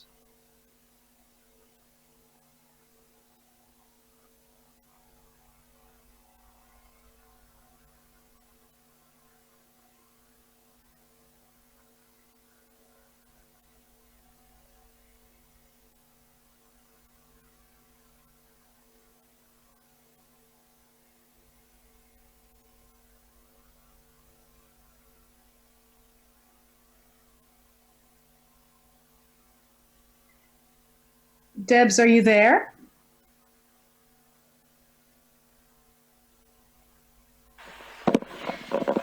Yeah, Danny, I'm here, but I'm actually going to pop into the same meeting Rob is as well. So you can talk to the world about anything you want. I've got Ben here, one of our ROV pilots, and he can chat with you as well if you want to ask the pilots any questions. How's it going, Robin? It's not Robin, it's Danny. Danny. Sorry. Hi, how are you? Nice to chat with you. You too. I was actually also going to disappear for an hour or two, but I'll stay on for a little bit longer and see if other people are going to come on and chat.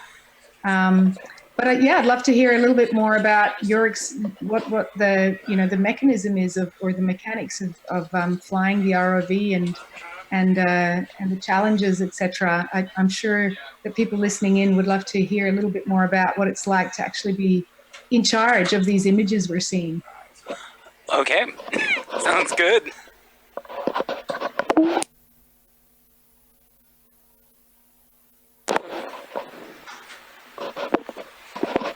is your show. You do what you gotta do. Introduce yourself. Tell about, So, Ben, why don't you take this opportunity to share with everybody,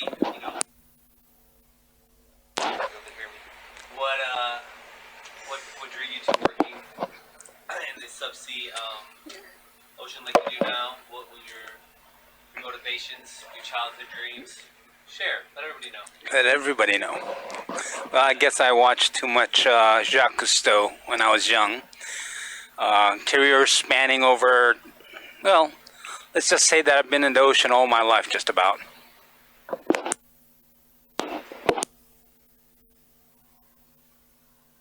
That was a long time ago. Has most of that been to do with the deep sea in particular, or just give us a little bit of history? I'm probably the oldest on board right now. A career spanning over 20 years, maybe.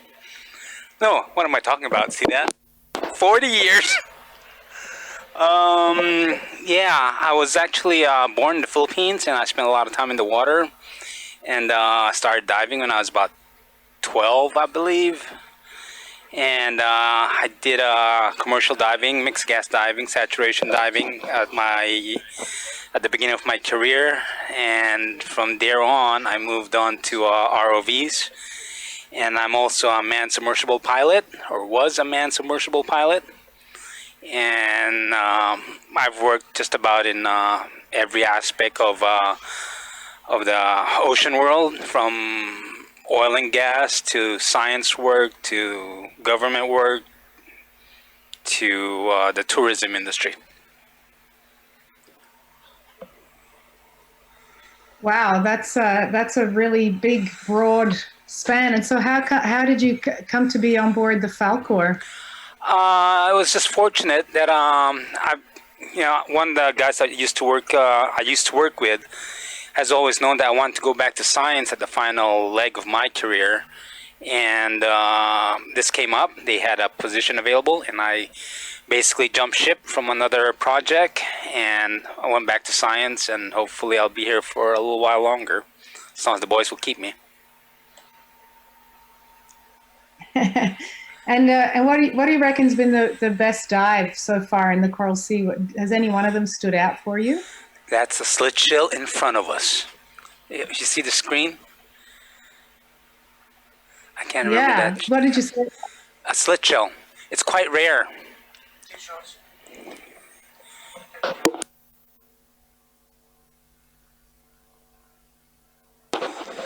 That's the first slit shell I've seen in this cruise. Oh, cool. A lot of the shells we've seen have had hermit crabs in them, so they haven't actually been the real gastropod. Yeah, this But this one looks like... I haven't seen a slit shell this big in a while, in a long time.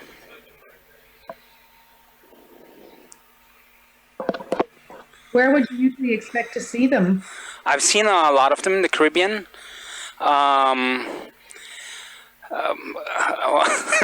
I shouldn't say, but I've probably collected a bunch of them in my younger years.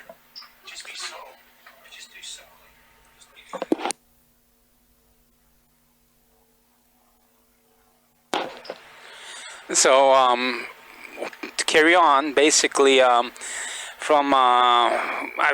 basically worked just about most of the projects subsea wise. ROV I already mentioned, manned submersible, AUVs, and other engineering projects subsea.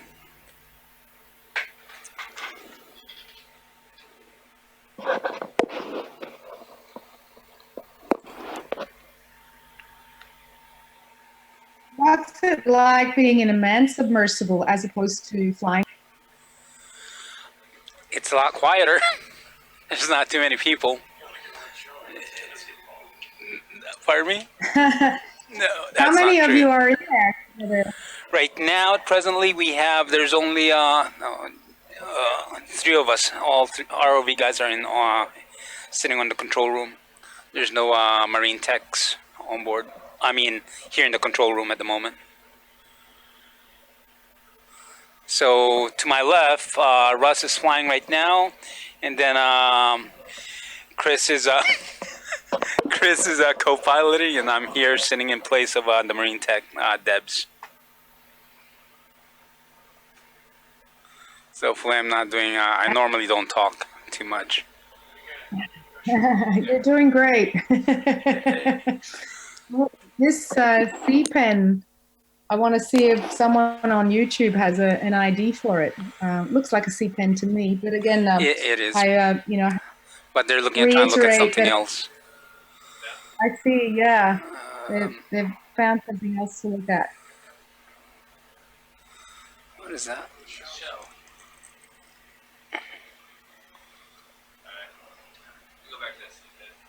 They're going back to the sea pen, Daniela. Great, thanks. I'm sorry, Danielle, where are you from? Yeah. Where are you at? Oh, I'm right now. I'm sitting at home on Magnetic Island, which is just off the coast of Townsville in Australia, and we're sort of mid Great Barrier Reef. Okay. So Central Great Barrier Reef region, yes. You don't have a very strong Australian accent. That's all I was wondering. It's more.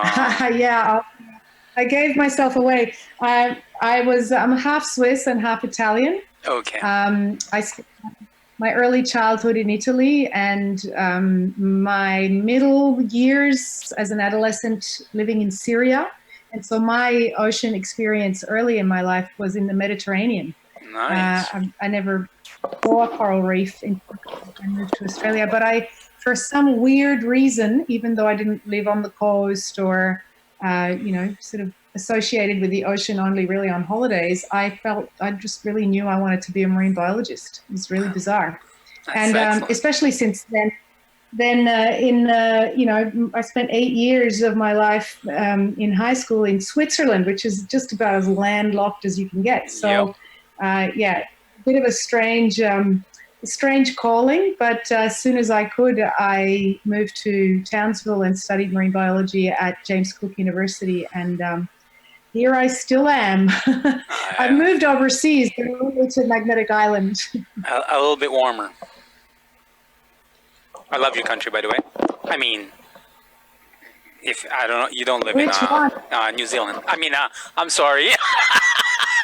Switzerland. Switzerland. Yeah. Yeah, I think I'm gonna pass you one of the guys because I think Christopher can do a better job talking. You're busy. I think you're doing just fine. Yeah. So, but yeah, sure. I'll have a chat to the others, and I just want to, just whatever you can comment on in terms of any challenges when you're flying the ROV and what you have to look out for those of us who've never done it. Yeah, most of the systems are different. This is what they call a free flyer. It doesn't have a tether management system, so basically we're working together with a vessel a lot more closely than normal from what other systems I've been on. There's a lot of things. There's a lot of challenges as far as operating SuBastian. Because the vessel is affected a lot by surface conditions. So a lot of times, like right now, the wind's blowing from one side, just can't turn. It's not easily maneuvered, left to right. You can move forward, reverse at this point. It can't hold heading or turn on a dime. Like if we had a tether management system, it wouldn't matter for us. But at this point, we're working closely with a vessel.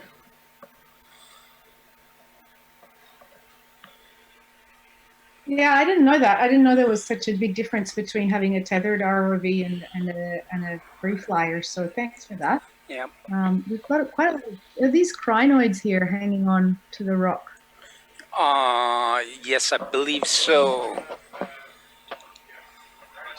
So quite a lot, or maybe even all of the sessile organisms down here would have to be particle feeders because there's no light for photosynthesis. Like in the shallows, a lot of the organisms making up a shallow benthic community are what we call autotrophs because they create their own food through photosynthetic or through symbiosis with photosynthetic organisms and symbionts. But down here, they would have to rely completely on particles in the water. And a lot of those are what we call marine snow or debris that kind of falls down from shallower depths. But there's also quite a bit of plankton. The other day, Debs showed me a different view, and there was this swarm of little tiny crustaceans and worms and planktonic organisms, and also the marine snow. They're just organic particles of detritus floating about, and so these things like these crinoids, these feather stars, would be completely dependent on stuff brought to them by the currents.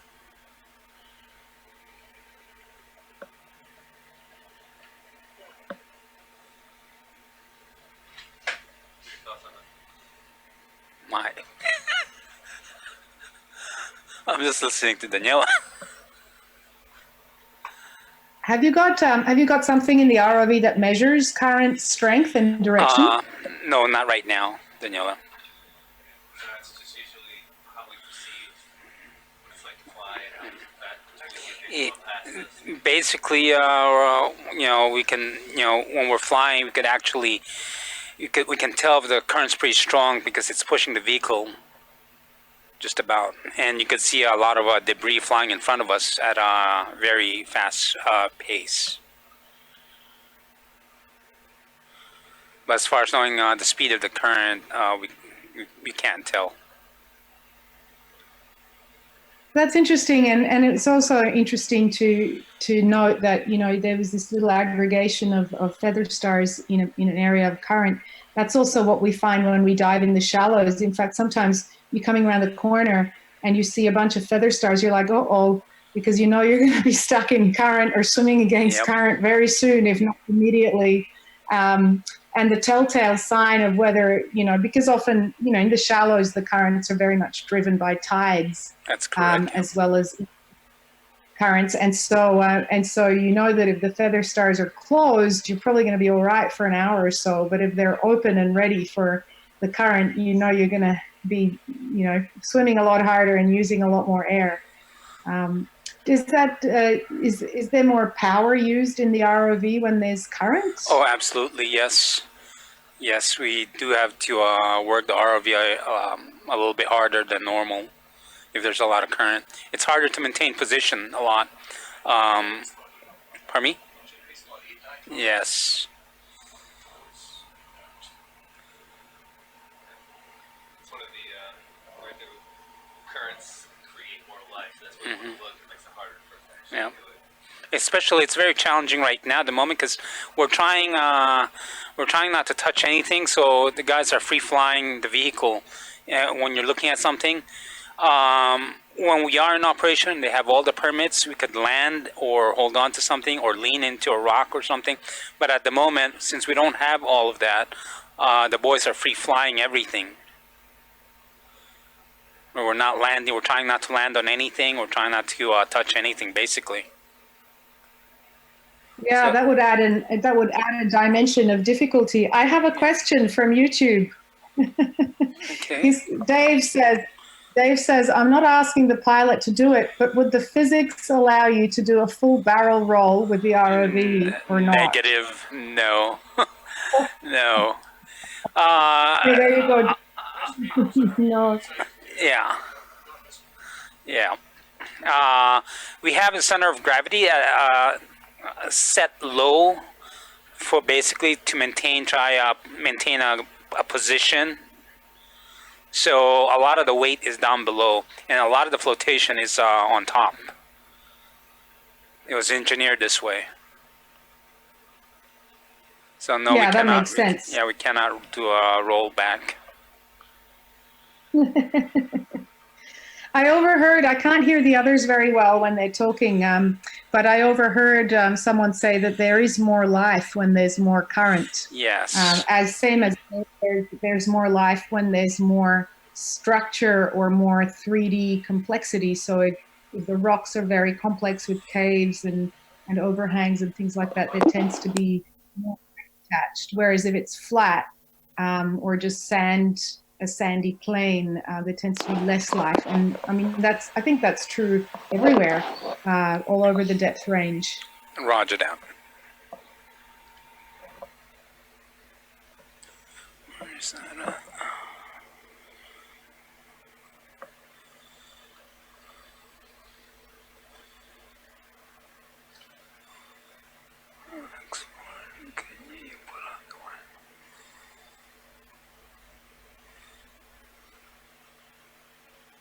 These rocks look very smooth. They look very scoured, and I'm sure some of the geologists on the team could talk more about that. But this has seemed to be the pattern yet on yesterday's dive too, with these very, very smooth and flattened rocks that have pock marks and caves in them that things tend to cling onto and live in.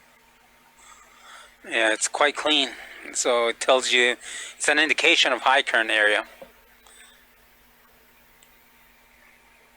There's not a lot of fine sand anywhere on the ledges or anything like that. It just gets blown off.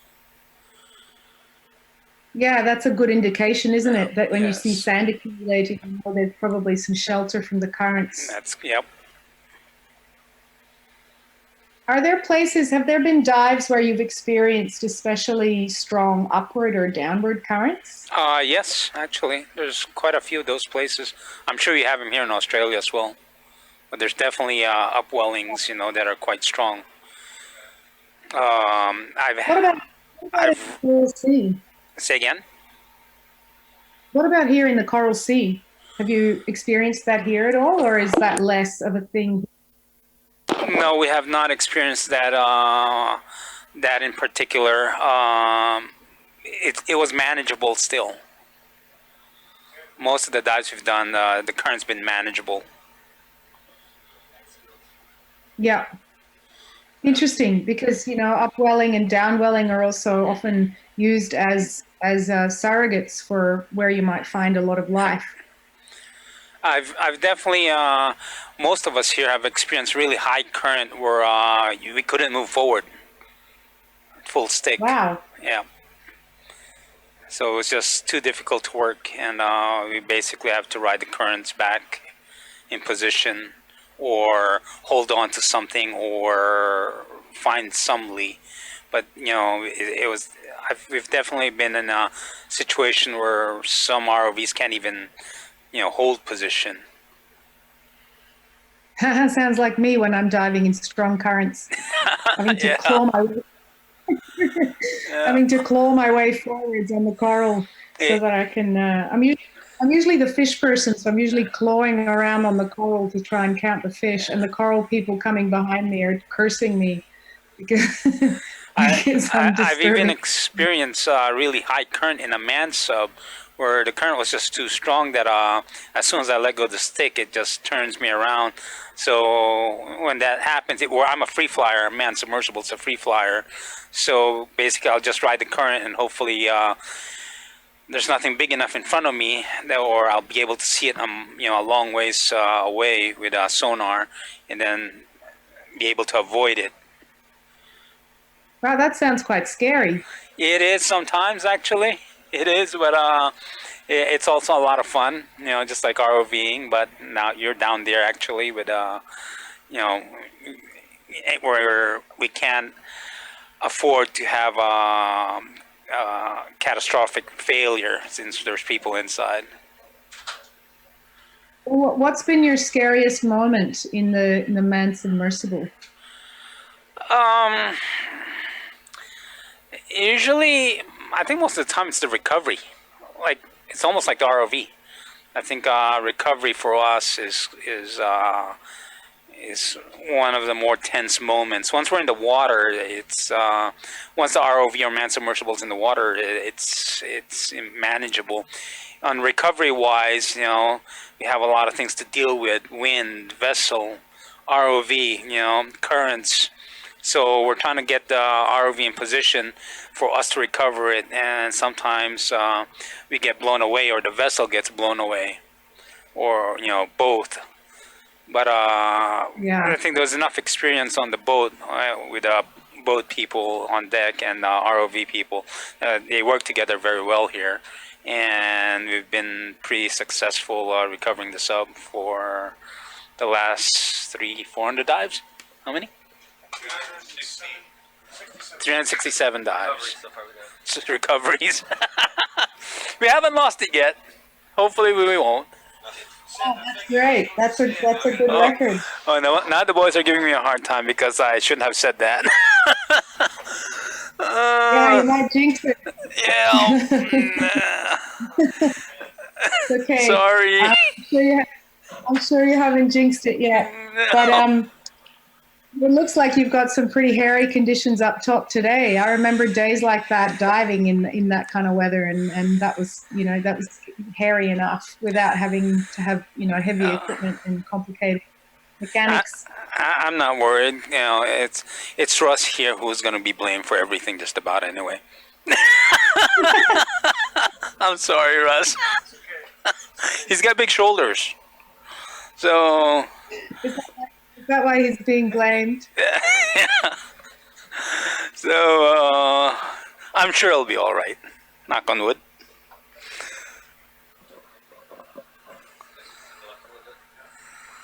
They found something they're interested in looking at, so they're going to zoom in. Photo op, basically. Yeah, this looks like a nice little area, and I think those are cup corals, those little white things. I saw someone comment on the YouTube chat. The Unknown Explorer says cup coral heaven. Yep. And there's also are these black corals? This is where I show my ignorance. I'm, I've been invited on board because I've researched a lot in the coral sea, but only on the shallow reefs. So down here, I feel like a little kid going, "Ooh, what's that?" And it's been amazing to be able to share it with all the people coming online on YouTube and Facebook, watching the live feed and offering IDs and offering ideas about what things might be, and going and doing some of the online research for us, and coming up with names of things. There's a lot of experts actually logging in and sort of sharing the dive with us live, and we've been very grateful for those. I actually wish somebody was here who knows what we're looking at. The majority of the people here on this room right now are mostly have engineering backgrounds, not a biology background. So, Well, it's interesting, isn't it? It just goes to show how even biologists, we're very specialized in the systems that we're trained to look at. yeah. And we form our experience looking in certain areas for specific things. And so, even though we might have some idea of what things could be, we are just as new at this when we're seeing something, a new habitat, a new environment. And the other day, people were asking on the YouTube live chat, what's your favorite depth? Because there's people on there that have worked at these depths, remotely through ROVs or through grabs, collecting samples, or just in other ways, mapping, etc., or collecting deep samples and identifying them, and very familiar with these kinds of depths. And so people were saying different depth ranges, someone saying, below 1,000 meters, someone saying mesophotic. And I'm a shallow water ecologist, but I'm a deep wannabe. So I'm just always very excited to get invited onto these dives and to be able to see what's down here. But also, I love that we're getting help from so many people to identify what we can't identify ourselves. Yep. I'm glad to hear, Daniela. I'm glad you're on board. I mean, looking at, be part of this expedition. And you definitely know the animals more than we do. We would, we look at the animals a lot, and we work a lot with scientists. But I think our knowledge of biology with animals is very limited. You could ask these guys anything about technical, electrical, hydraulics, pneumatics, and they will answer you without even, without any hesitation. But you ask them, what kind of creature is this? It's a fish. Well, without those things, we wouldn't be down here. So we're just appreciative. It's coral. Appreciative of those technical skills, because without them, we wouldn't be down here. Now, so in the shallow water ecosystem, this would be a Gorgonian coral. It's a type of soft coral or a whip coral, and from the Gorgonian group. But I have no idea what it is down here, whether it's a deep specialist Gorgonian or not. So again, I'll wait to see. I'm hooked up to the YouTube live feed as well as I talk to you on my phone. But I don't have 3 devices, so I don't know if people are saying things on Facebook. I'm not sure what the chat is. So when you say shallow water, scuba diving depth. Yes. Okay. So what is normally the deepest dive you will make to collect? Well, so I mean, the deepest we're allowed to work at the deepest we're allowed to dive at, scuba regulations is 40 meters or so on air. Yeah. But that's not where we work, because we work with some very strict dive tables. Roger. Incredibly conservative. And we're usually we're limited by the diving regulations of whatever institution we're working for, right? So Roger, understood. because I'm a freelance contractor, I'm a freelance researcher, I might have different rules if I work for a university than if I go to work for the Australian Institute of Marine Science. Or if, say, I work at Lizard Island Research Station, they have their own rules. So those depths are restricted to above 12 meters, because otherwise, the minute you've done a dive long enough to actually collect some data, you've already blown the tables and you can't dive anymore. Yeah. So it's quite restrictive, and it becomes quite difficult to get work done. You have to really calculate what you're allowed to do on any given day to be, and how deep and how long, to be able to collect the data that you need. Roger, understood. I used to do a lot of collecting as well for the institute I was working for, but I think regulations back at that time were not as stringent as it is now. For sure, absolutely. Yeah, my friend's gonna say everywhere. My friend's gonna say beside me, yeah, that was a long, long, long time ago. Pre-tables. The other ones had pre-tables.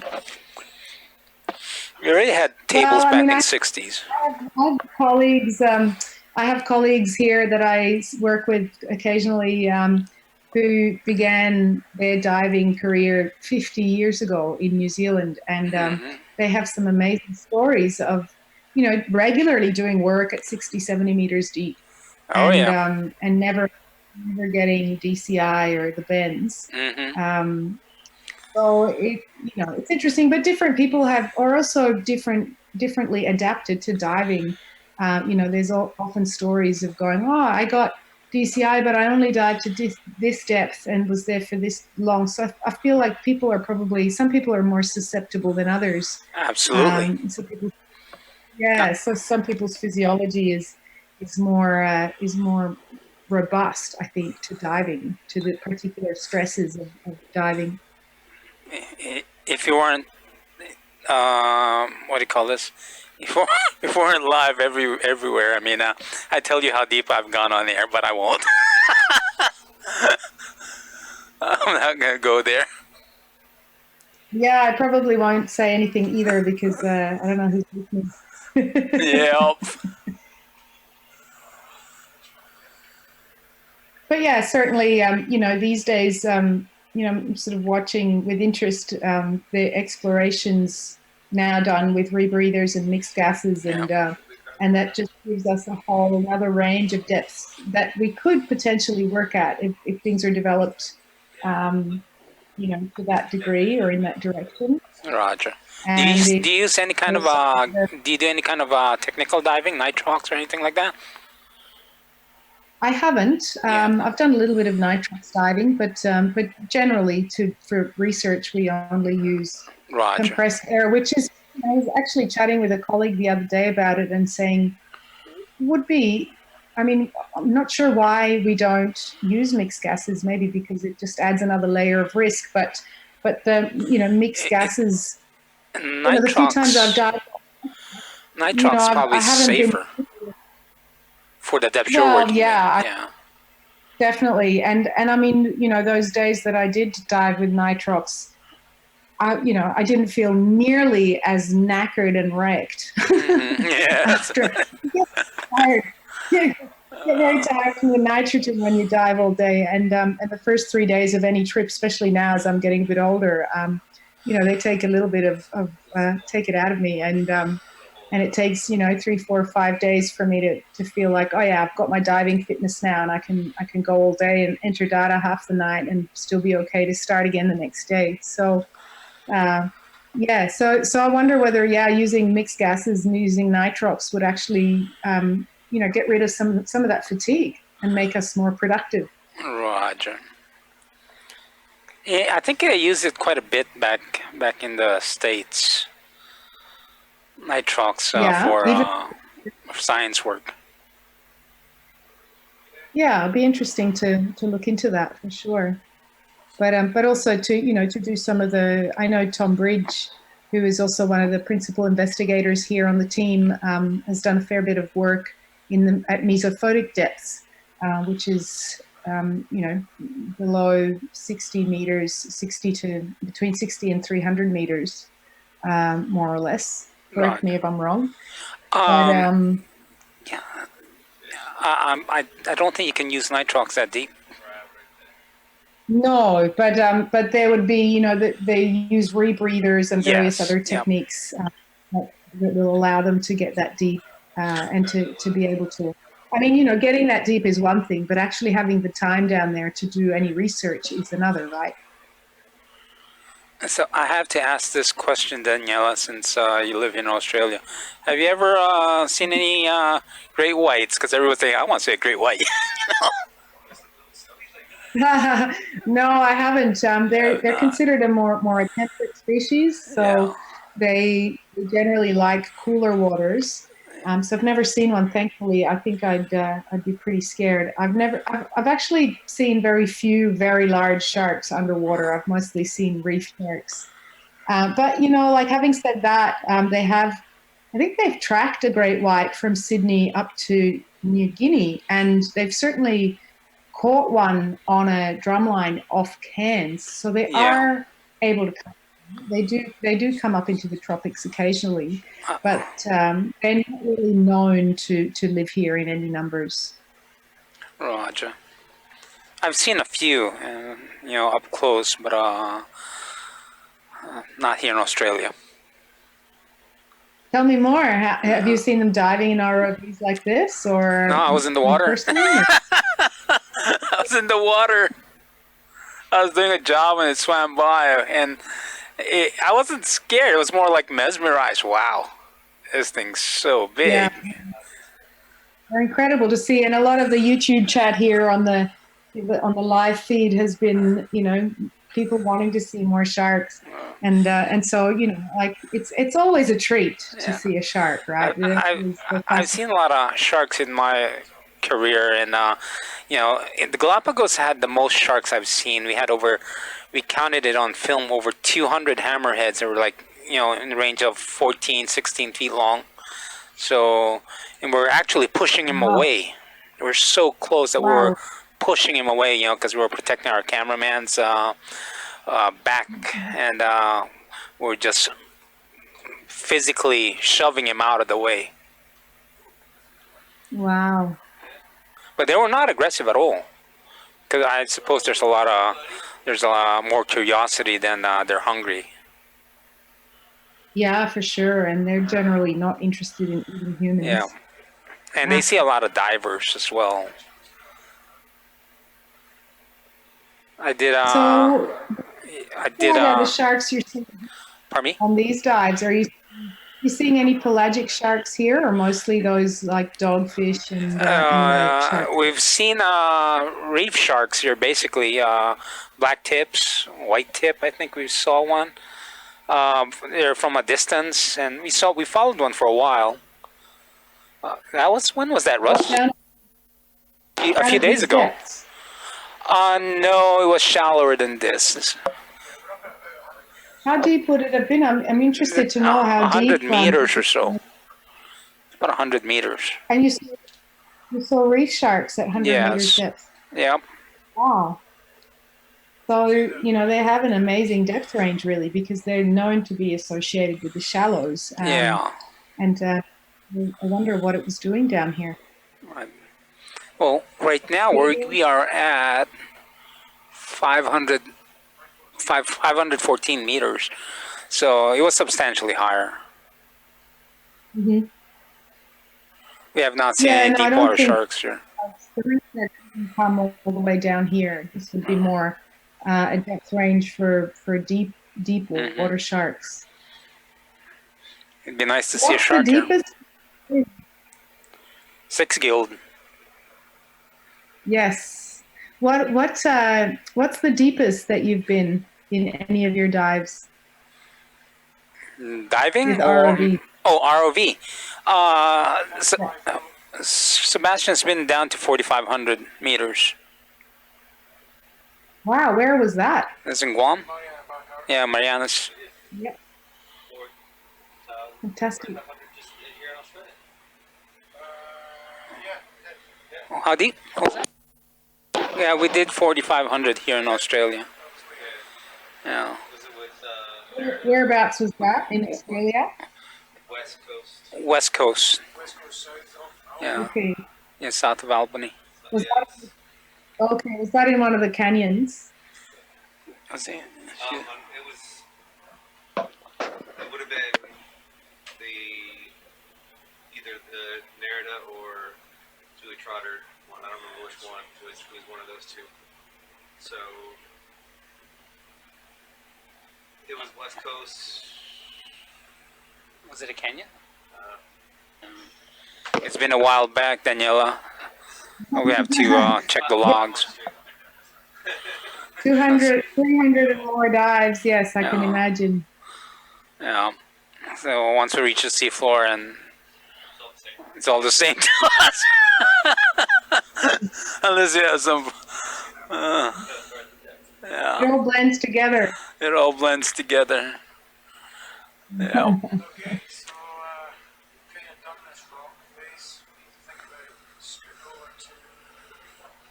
Where are we going?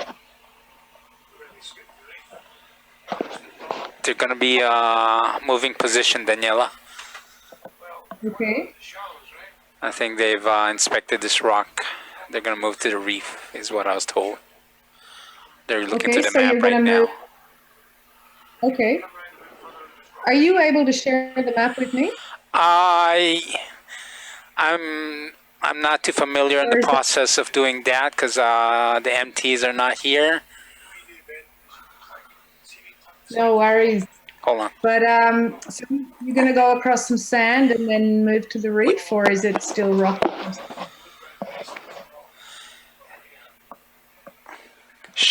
I think Debs will be back soon, and she will be able to assist us in sharing windows and showing them in YouTube. Great. Okay, I'll Hold on. stand by. In fact, I need to be heading off as well for a little while, This one? so I'm going to abandon you, Yes. and I'll come back a little later and see if you need more chatting. Okay, sounds good, Daniela. It was nice talking to you. Great to talk to you too. Thanks for sharing. Debbie some of your is here. He might be able to. She might be able to help us put the screen in front. I'll pass you on to her, Okay, Daniela. Good job, Ben. I'll hang in and. Okay, everybody at home, say thanks to Ben for holding down the fort. Yeah, thanks. And Danny. Okay, so what was the question? Sorry, Danny. I was just keen to see the map again because the plan was to leave this rock and to move over across to the reef. So I was curious to see what that would look like in terms of the trajectory on the map. Like, yeah, so I'm just going to bring up the map, but I think we might have a little bit of a change of plan. So it looks like we're going to be calling the dive today around 2 and then heading back up through the water column. So there's a fish up here, so we'll probably stick around this rock for a little bit longer. So we have about a half an hour left at the dive, and then we're going to bring it up. We need to make it through some pretty rough weather to head to our next location for mapping. Okay, well, I can hang in there until 2 if you need someone to chat to, and then when you finish the dive, I'll head off. Okay. So for everybody at home, I've just brought up that fleer mouse and got a long.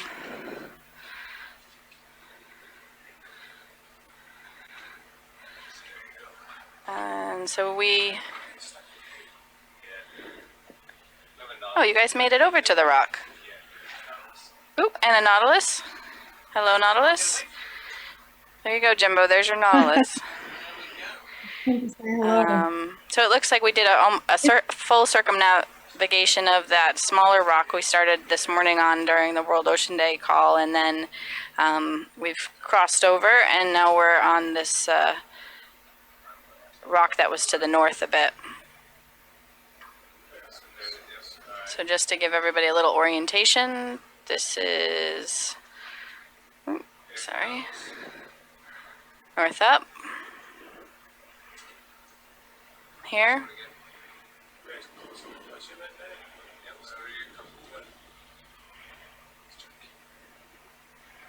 Then we zoom out, kind of gives you an orientation of where we are along the reef. That looks great. Thanks, Debs. That's great to see that. The Nautilus looks like it's doing similar things to the last one and sleeping. Hmm. You can't see any of its tentacles moving.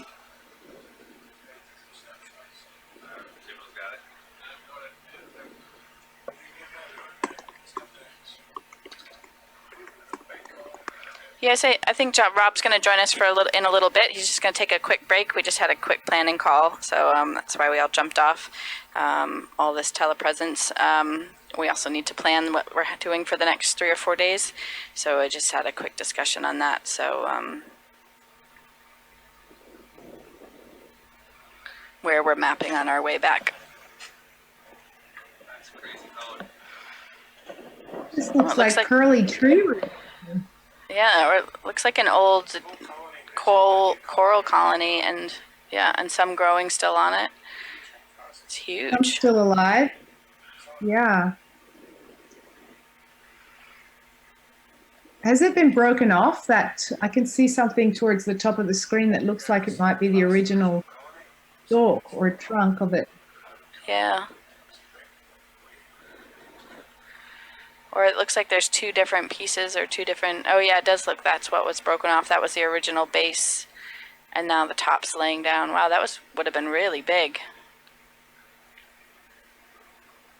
How interesting that there's this one bit that's still alive that, you know, I wonder whether that can continue to grow again and form a new colony. I don't know whether these deep sea corals do that. Certainly, a lot of the shallow water, especially the branching corals, when it gets damaged and bits break off, a lot of them actually use it as a survival/reproduction strategy that their fragments can regrow quite easily, reattach and regrow. So interesting to see if that might be happening here.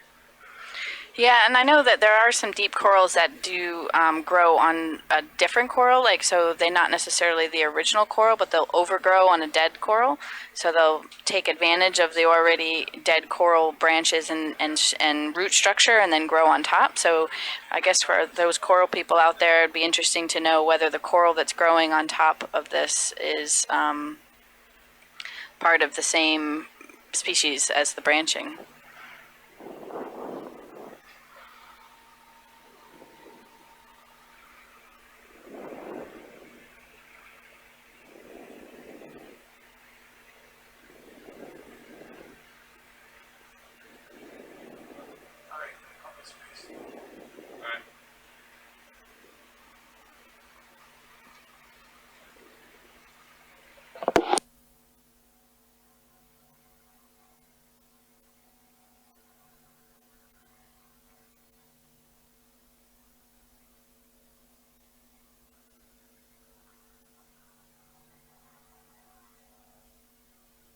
Debs, I haven't asked you yet whether you've got a most memorable dive of this expedition. I think I do, as much as I'm probably been saying I'm sick of Nautilus, I do think that having been able to see one for the first time in my life is definitely a positive. So the first dive that we got to see those was really exciting. It was, we got to see so many. I think we counted 19 on that dive off Osprey Reef, but I think otherwise it's sort of, you know, it comes back to seeing different things. You know, when I do this video station, I'm reading a lot of the chats and focusing on conversation and changing the screens up and stuff. And so I actually don't see very much of the dive. And so after the dive, when I go back through the video data to send it shoreside, I tend to go, oh, I didn't know that we saw that. And oh, wait, when did we see this? And so it's really kind of fun to go replay through some of them because you actually, even though sitting here in the control room, miss so much of it when you're actually watching it live because you're doing so many things at once. So, oh, thanks, Dave. Dave on YouTube says when Debs piloted the ROV was cool. Thanks. That's interesting to hear because even in the shallows, when we're diving and counting things, we often forget to sit back and just look and go, wow, you know, this is beautiful, or this looks damaged, or we're sort of so busy collecting data and dealing with the technicalities of a systematic survey that it's a little bit the same. Wow, look at all these fish in here. Yeah. Chris said that you were wondering what the 4,500 meter dive was on the previous expedition, and that was in Ninglu Canyons. So that was out on the sort of end of, I believe, Coates Canyon, maybe. I can't remember whether it was the first or the second canyon in that area. But we definitely did quite a number of dives that were really close to that max depth for SuBastian.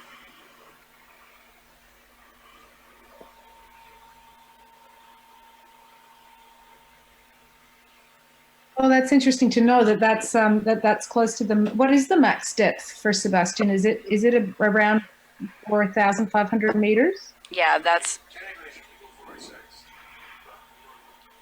Russ says technically she can go 46, but we normally don't go past 45. So 45 is our standard operating max depth.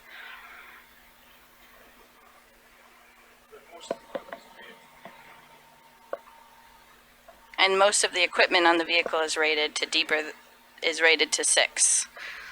So you have a bit of a buffer with that. Does the Falkor do expeditions that use other subs and perhaps goes deeper? I don't believe we've done anything deeper, but we have had, prior to when ROV SuBastian got built and implemented on and integrated onto Falkor, there were some guest ROV systems that were on board. So when we were actually here, I was on the ship when we were here in 2015 in the Perth Canyon, we had rented a commercial Comanche system. And so the pilots for that came on, and I know Ropos has been on with their ROV. And so we've had other autonomous vehicles like Sentry and others on board. So, but since SuBastian was integrated on Falkor, we have not had other ROV systems. Everybody got it? Interesting. Well, let's see if our fish army online has an ID for this one.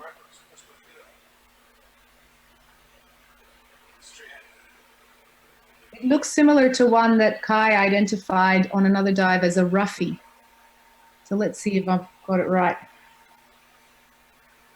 And it looks like we have 2 different ones here. There's that red one that's tucked way back in the corner now, and the little blue one closer up. Lots of cup corals on this.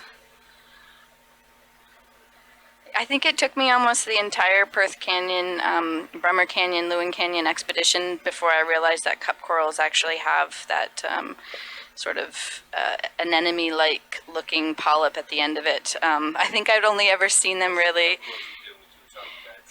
We've always picked up either the shells of them, or we've seen them on the walls and they've already retracted or something. And I saw for the first time on one, I don't remember which canyon it was, but it was open and really big. And I was like, wait, that's a cup coral? And you see them in the lab, and they're usually dead. So you see the calcified base of it, but not the actual polyp. So it's kind of funny. Yeah, well, it's very different when you collect something. The collected specimen can look very, very different from the live animal, and I mean, even the live animal can look very different depending on what it's doing. Like even shallow water corals, when you see them in the daytime, look like. And here I'm going to incur the wrath of coral people, but as a fish person, they look like slimy rocks. Yeah. Fish habitat. There's this ongoing rivalry, but then when you see them at nighttime, they look completely fuzzy because they all have their tentacles out feeding. And then most of them are actually nocturnal, and they would have all their tentacles retracted during the day. Yes. So it sounds like it's a similar thing. Yeah, it's very similar. And they're spooked by the vehicle sometimes too, especially if you're trying to collect them. So once you get the arm close by, at least the cup corals, they retract. So, and also there's a lot of specimens that look different when you see them with the video and then bring them up to the surface. So especially deep water stuff doesn't always make the trip and look the same. Do the colors change? Some things, but most of the time the color is usually there. We have a big giant coral colony here. This is very similar to that one that we saw broken and dead on the seafloor earlier. So this one really looks pretty. super healthy.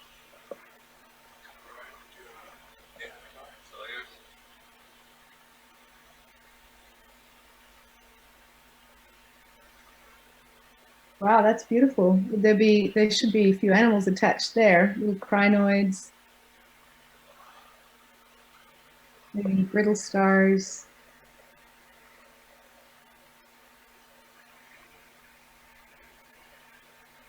Yeah, there's just really beautiful when they get really big like this. I think it's something you don't typically see in deep water is these huge colonies that grow really, really large. We have, I do remember an expedition in the Phoenix Island protected area with Dr. Eric Cortez, and we came upon this coral colony, and he had estimated it was over 1,000 years old, and it was just ginormous. And I think that's what really still draws me as a deep water fan, is to just see that giant, huge abundance of life in something growing so deep. Wow, yeah, you made a good point there, because a lot of the time these things growing in these very harsh environments are just forced to stay small and quite compact. You see that in the shallows as well, when things are growing on the fronts of these reefs in the Coral Sea, where they get pounded all the time, much like you must be getting pounded now by the waves and wind. They're often very small and very, very compact. And that's the way that they can survive. But this colony is really beautiful. It's very intricate and looks quite delicate. It's obviously found a little spot of shelter where it can actually grow like this and become big enough to then provide its own habitat for other things.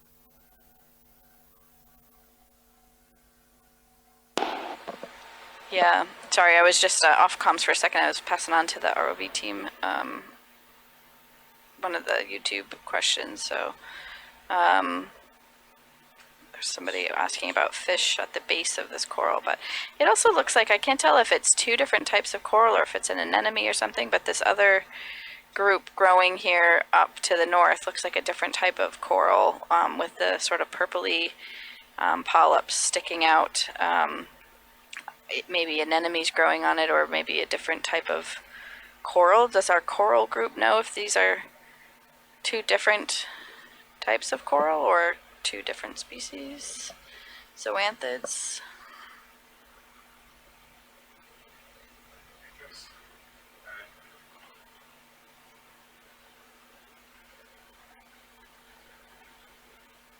Zoanthids on dead coral. Interesting. Yeah, I'm seeing zoanthids. So the zoanthids must be on those parts of this coral that's dead, which is interesting because, you do see spots where, life is easier, or that are easier to live in, where there's maybe a bit more shelter, a bit more food. Things start growing really densely and competing for space. And, interesting to see that this colony looks very much alive, but it must have these dead patches where the zoanthids are just able to hang on and take advantage of whatever the colony is also taking advantage of. So this is my lack of knowledge, but is a zoanthid an anemone, or is it a different, what is a zoanthid, a common name? Or is it just zoanthid? It's a different thing altogether. It's a different thing altogether. It's related. And I'm checking to see the common name. I gave a talk to some kids at the school, and I had to admit that I don't know the English name for a lot of things. Because when you're, we were talking before with Rob that, when you're working within the scientific community, you're often, not that oriented towards the outside world, which has been a failure, to my mind, of the scientific community, of not really engaging with the public, which is what we're doing here, and which is what this expedition has done so well, which is fantastic. But back to your question, it's an order, it's a whole order of its own. A zoanthid it's a kind of cnidarian, which is the phylum that anemones and corals and jellyfish belong to, and they're usually colonial, and they form polyps just like corals do, and anemones. What else can I tell you about it? They usually rely on hard substrate, much like corals, to attach. And they feed using the tentacles around the polyp. Interesting. Thanks. Yeah, everybody on YouTube is agreeing. Zoanthids grow over dead corals. It's a separate order. Zoantheria. Thanks, everybody. That's interesting. I learned something new today. I learn something new on here every day, but this is it. Oh, I'm learning new things every day as well. Don't worry. I think Rob is trying to join again. Yes, he is. Sorry, I had it on mute and then he sent a Google Hangout chat, so that dinged finally.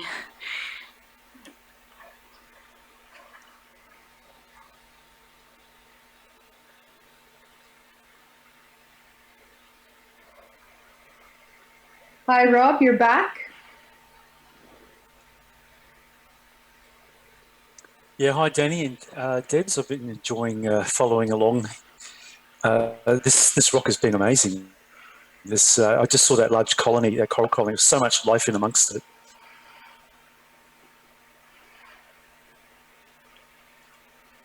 Yeah, just so you know, Rob, I think during our meeting they moved over to this other rock to the north, so we're just slowly making our way around that. So.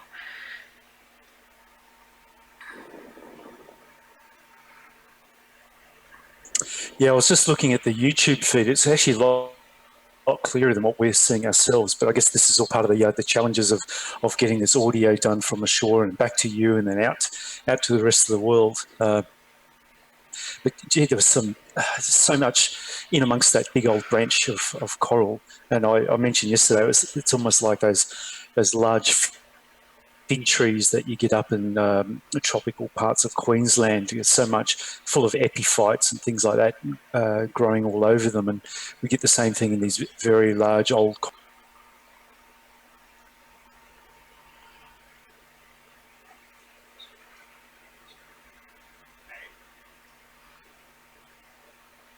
Yeah, well, this rock certainly is offering a lot of different microhabitats in terms of shelter and aspect and complexity and little nooks and crannies for things to hide in. And, I was thinking maybe everything that made it to that spot was taking advantage of the same good conditions that colony might have found itself in. And the rock itself is really amazing. Just full of little caves and crevices. I mean, to me, it's a karst environment. It's what you'd find in a cave system on land. It's got that very sculpted look about it, and I'd say that's exactly what we're looking at here. And Subsidence has now put it down around half a kilometre deep, but there's plenty of holes for the fish and things to hide themselves in.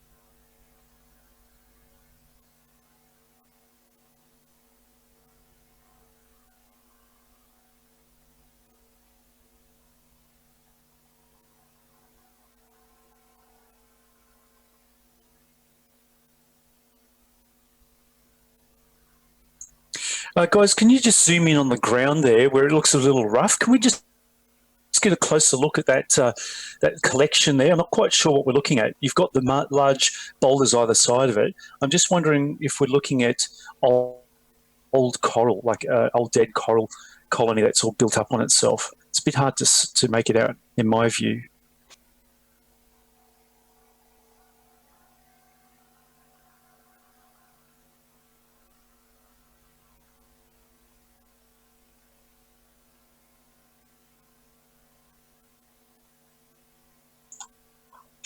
Yeah, okay. It's not immediately clear to me. It just looked like a different kind of substrate compared to the surrounding larger sculpted rock. But there's still plenty of life in amongst it.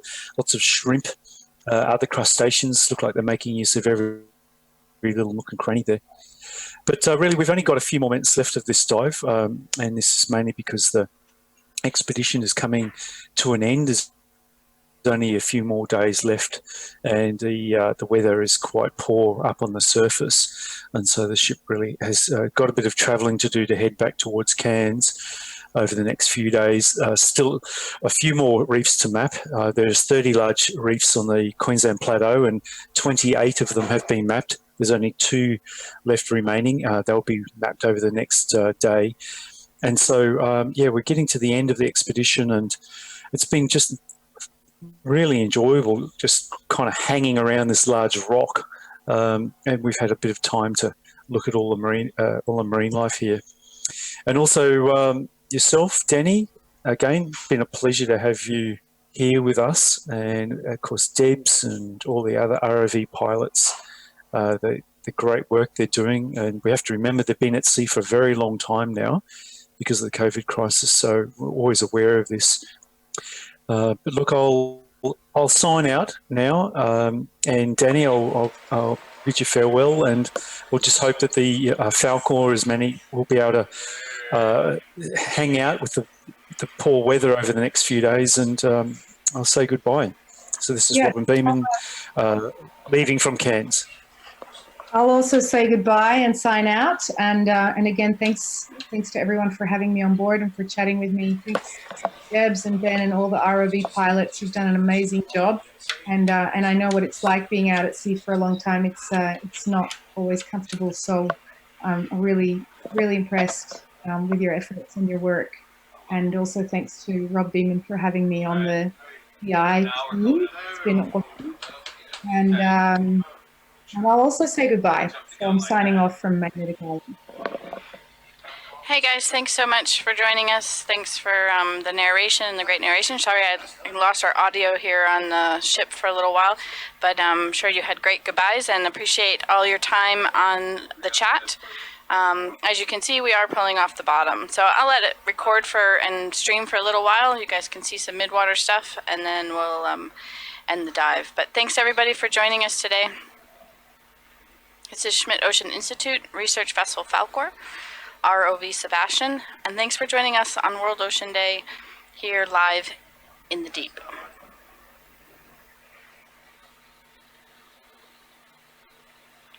Thanks, Lisa.